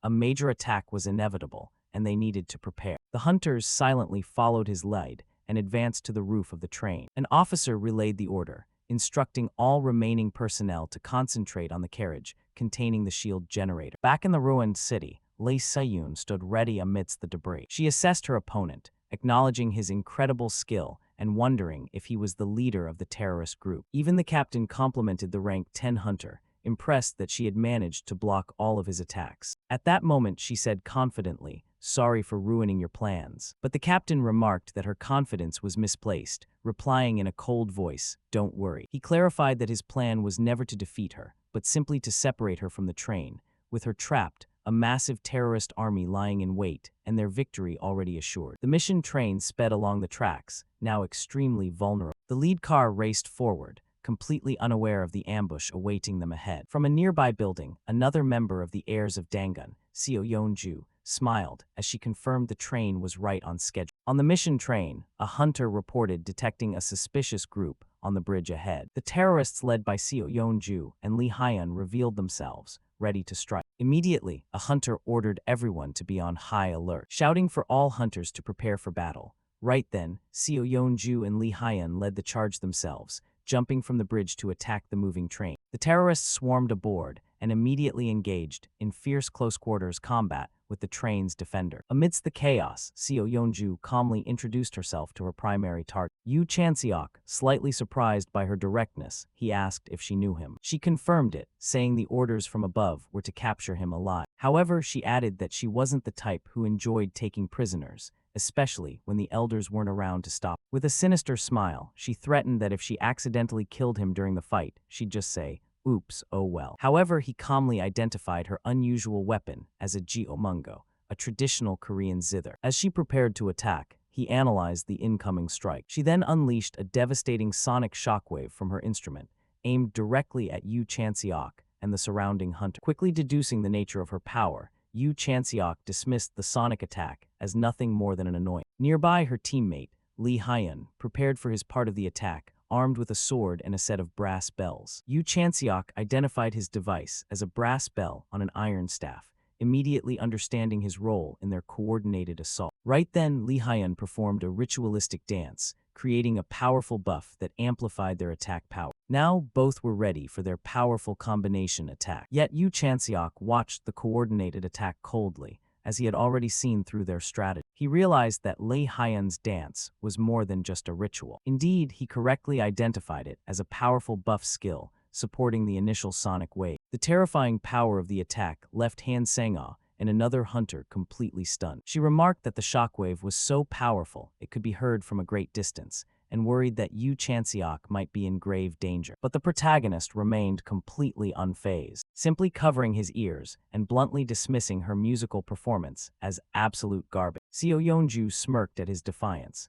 boasting that sound could not be blocked and that he should struggle until he died. Considering her challenge, he thought to himself, "Can't be blocked, huh?" With a confident smile, he simply asked, "Then how about this?" He unleashed his paradox flame, not to create fire, but to incinerate the very concept of sound. Caught off guard by the sudden silence, Seo Yeonju tried to shout instructions for the next attack. Horrifyingly, both she and Lee Hyun realized they had been rendered completely mute. Yu Chanseok confirmed his strategy had succeeded, saying it worked exactly as expected. He mocked the two terrorists, now rendered helpless, nodding that fighting on a silent battlefield was something they had no experience with. In a fit of rage, she searched for him, dismissing his ability as a pathetic parlor trick. Still confident in their 2-on-1 advantage, she planned a surprise attack, ready to sacrifice one person to win. But her confidence shattered when she saw the look of sheer agony on Lee Hyun's face. The horrifying truth hit her when she realized she was the one who had been ambushed, as Yu Chanseok had appeared right behind. In a split second, he landed a devastating blow and struck her. A flashback revealed Lee Hyun recalling the original plan was to capture Yu Chanseok alive. The plan was so desperate that they had even accepted that one of them might die. But their plan had completely failed against the protagonist's overwhelming power. Back in the present, she screamed for her teammate to stop as he sealed Yu Chanseok with a sealing spell. Severely wounded, she could only watch in horror, asking why. Lee Hyun desperately poured in energy, trying to strengthen the seal. But she angrily reminded him that she told him not to use a seal before subduing him. However, he argued that he had no other choice, believing he had successfully contained Yu Chanseok, and revealed that his seal was designed to restrain even high-ranking hunters like Lee Si-yoon and Yu Chanseok. But from within the supposedly unbreakable seal, a terrifying dark figure with glowing eyes appeared behind him. Panicked, Lee Hyun realized escape was impossible and screamed for his teammate to take the shield generator and run. But right then, Yu Chanseok stabbed him from behind, shattering the seal. Coughing up blood, Lee Hyun was stunned, unable to comprehend how anyone could break his seal. Yu Chanseok stood over them,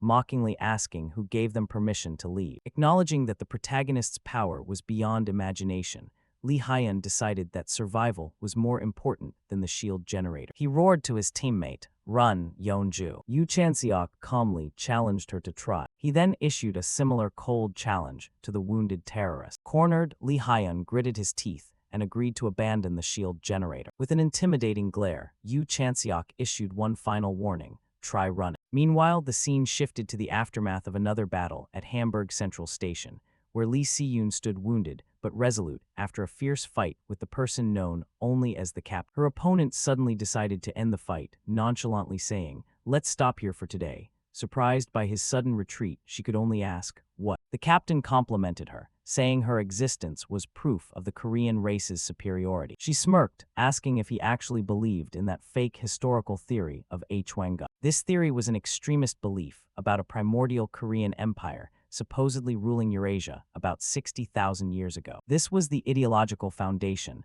the terrorist group Heirs of Dangun used to recruit followers. However, in a shocking admission, the captain bluntly denied believing it himself and called the belief crazy, which left Lee Si-yoon confused, asking why he supported it. The man revealed his cynical philosophy. It didn't matter if he believed it or not, as long as his followers did. An image of Yu Chanseok fighting flashed by, representing the power that such belief could inspire. He explained that their faith would compel them to participate in his grand dream, because faith required no proof. His chilling monologue ended with, "You just need to believe," before he vanished.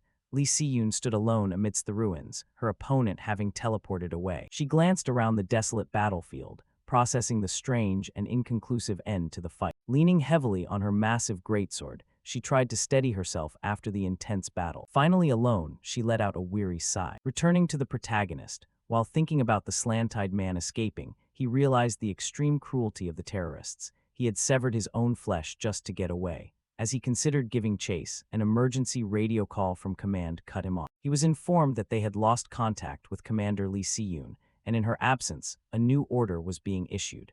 He was stunned to suddenly be given temporary command of the entire relief train mission. Right then, a group of terrorists lunged from behind, screaming, "Die, you bastard." However, he skillfully dodged the attack, and with a counterstrike, kicked the man flying. As the other lunged, he took him down with a powerful, brutal kick before he could even touch him. Then, with a quick and clean slash of his blade, he cut down the final one. After defeating them, he stepped into his new role, immediately taking command and issuing his first order: depart immediately, leaving the missing commander behind. He acknowledged that although he would face opposition from Lee Si-yoon's guild, he made the difficult decision not to stop the train for her. Even though he knew this might damage future relations, he remained steadfast in his decision without regret. He justified his choice, reiterating that the relief transport mission had to take priority over any single individual. However, deep down, he expressed belief in her strength, hoping she would return safely. But his train of thought was interrupted by a panicked assistant. The assistant gasped for air. While the protagonist calmly asked what was happening, he smirked, confirming he had known she would be fine, just as the assistant announced that Commander Lee Si-yoon had returned. And just like that, Lee Si-yoon returned dramatically, wounded but alive, proving his assertion that she wouldn't die so easily. While recovering in the medical bay, she confirmed she wasn't angry, saying he had done the right thing by assuming the temporary command she had granted. He then asked about her cold attitude, curious why she wasn't more emotional about the situation. Hearing this, she admitted she had been distracted, constantly replaying the battle with the powerful archer in her head, and confessed that even she couldn't see a clear path to victory against such a formidable new enemy. She then humbly acknowledged that if the captain hadn't held back, she wouldn't have had the strength to walk. However, Yu Chanseok practically said that sudden epiphanies were just myths, and they would have to fight to earn their strength. With a determined look, she agreed with his assessment of their current weaknesses. Changing the subject, she asked about the status of the mission, and he confirmed that the distribution of relief supplies was progressing smoothly. He smirked, clarifying that it was progressing smoothly in his own way, alluding to his characteristically unorthodox methods. He then laid out the next step. Once the supplies for the UK were loaded, she would be responsible for transporting the shield generator. Realizing the implication, she asked if this meant he intended to stay in the UK. He confirmed his plan, saying he believed the heirs of Dangun would surely attack again, and revealed his plan to stay in Britain to train before facing a new challenge on his way back to South Korea. He then shocked her by announcing his intention to conquer Bratz's Grade 1 rift, the refrigerator. She was astonished by his casual decision, recalling how even her own first Grade 1 rift had been extremely difficult. However, he clarified that he would be bringing Han Sang-ah along, which led Lee Si-yoon to irritably call them both crazy. Unwilling to be left behind, the injured commander declared she would also stay to support and explained Bratz, a place where the rift was considered one of the weaker Grade 1 threats. She then said, but even so, Grade 1 is still Grade 1, and reminded him of his grand declaration to smash every rift and save the world. She then challenged him to keep that faith after experiencing the true horror of a Grade 1 rift. With a confident smile, he accepted the challenge, adding that he had a favor to ask of her. Meanwhile, at a sprawling private mansion in the UK, Han Sang-ah asked if it was all right for them to be training so far from their mission target. The protagonist dismissed her concern, saying that because they were a rapid response team, their location didn't matter, and explained that as long as they complied with their contract by checking in hourly, their superiors wouldn't interfere. She then presented a bucket of elixir she had prepared for him, nodding that they were becoming scarce. He smiled, satisfied with the amount of elixir she had obtained for his training. To her surprise, he swallowed all the elixir vials at once, saying it would be less bitter that way. Now fully energized, he declared it was time for her training to begin. But his unconventional training tool was just dozens of egg cartons, which left her completely confused. In his left hand, he held a regular, non-mana-infused egg for comparison. To illustrate, he held an egg in his right hand and channeled a stream of mana inside. She watched intently as he manipulated the mana within the fragile shell. After cracking both eggs, he revealed the result. The yolk and white of the mana-infused egg had been perfectly blended inside the unbroken shell. She immediately grasped the significance, realizing this was a difficult exercise to train her ability to control mana with precision. He couldn't help but tease her for her rare, quick moment of understanding, and assigned her the task of mastering this technique as homework to improve her poor mana control. Eager to start, he was surprised when she turned away because she thought the training would start immediately. At this, he clarified that the egg exercise was just homework for her spare time, then asked what she thought their actual training would be. He then cryptically told her to remember the lesson from their first training session. When he said that real training always begins with live combat, Lee Si-yoon appeared, ready for a fight. Han Sang-ah was stunned to realize their training was a 2-on-1 match against the 10th-ranked hunter in the world. The scene shifted to a dark, secret laboratory where someone was humming. The defeated terrorist Kim Jae-hyun was tied tightly to a table. As he slowly regained consciousness, scientist Dr. Seo Gongwoo greeted the man who had now woken up from his point of view. Kim Jae-hyun sleepily asked where he was, and the doctor explained that he had been transferred from the hospital to this private laboratory. Still tied up and gagged, he demanded to know why he had been brought here. The doctor remained silent for a moment. Then Dr. Seo jokingly remarked that he had brought this nearly dead guy here just to save him from the boredom of staring at the hospital ceiling. Even in his helpless state, the prisoner glared with pure murderous intent, wishing death upon his captor. But the doctor shocked him by saying he couldn't even breathe without a mana respirator, so he shouldn't overexert himself, and anyway, I'm not the one you should be angry at. The doctor then revealed his true purpose. He had succeeded in a new experiment and had an offer for him. With a sinister smile, Dr. Seo leaned down and offered the helpless young terrorist a chance for revenge.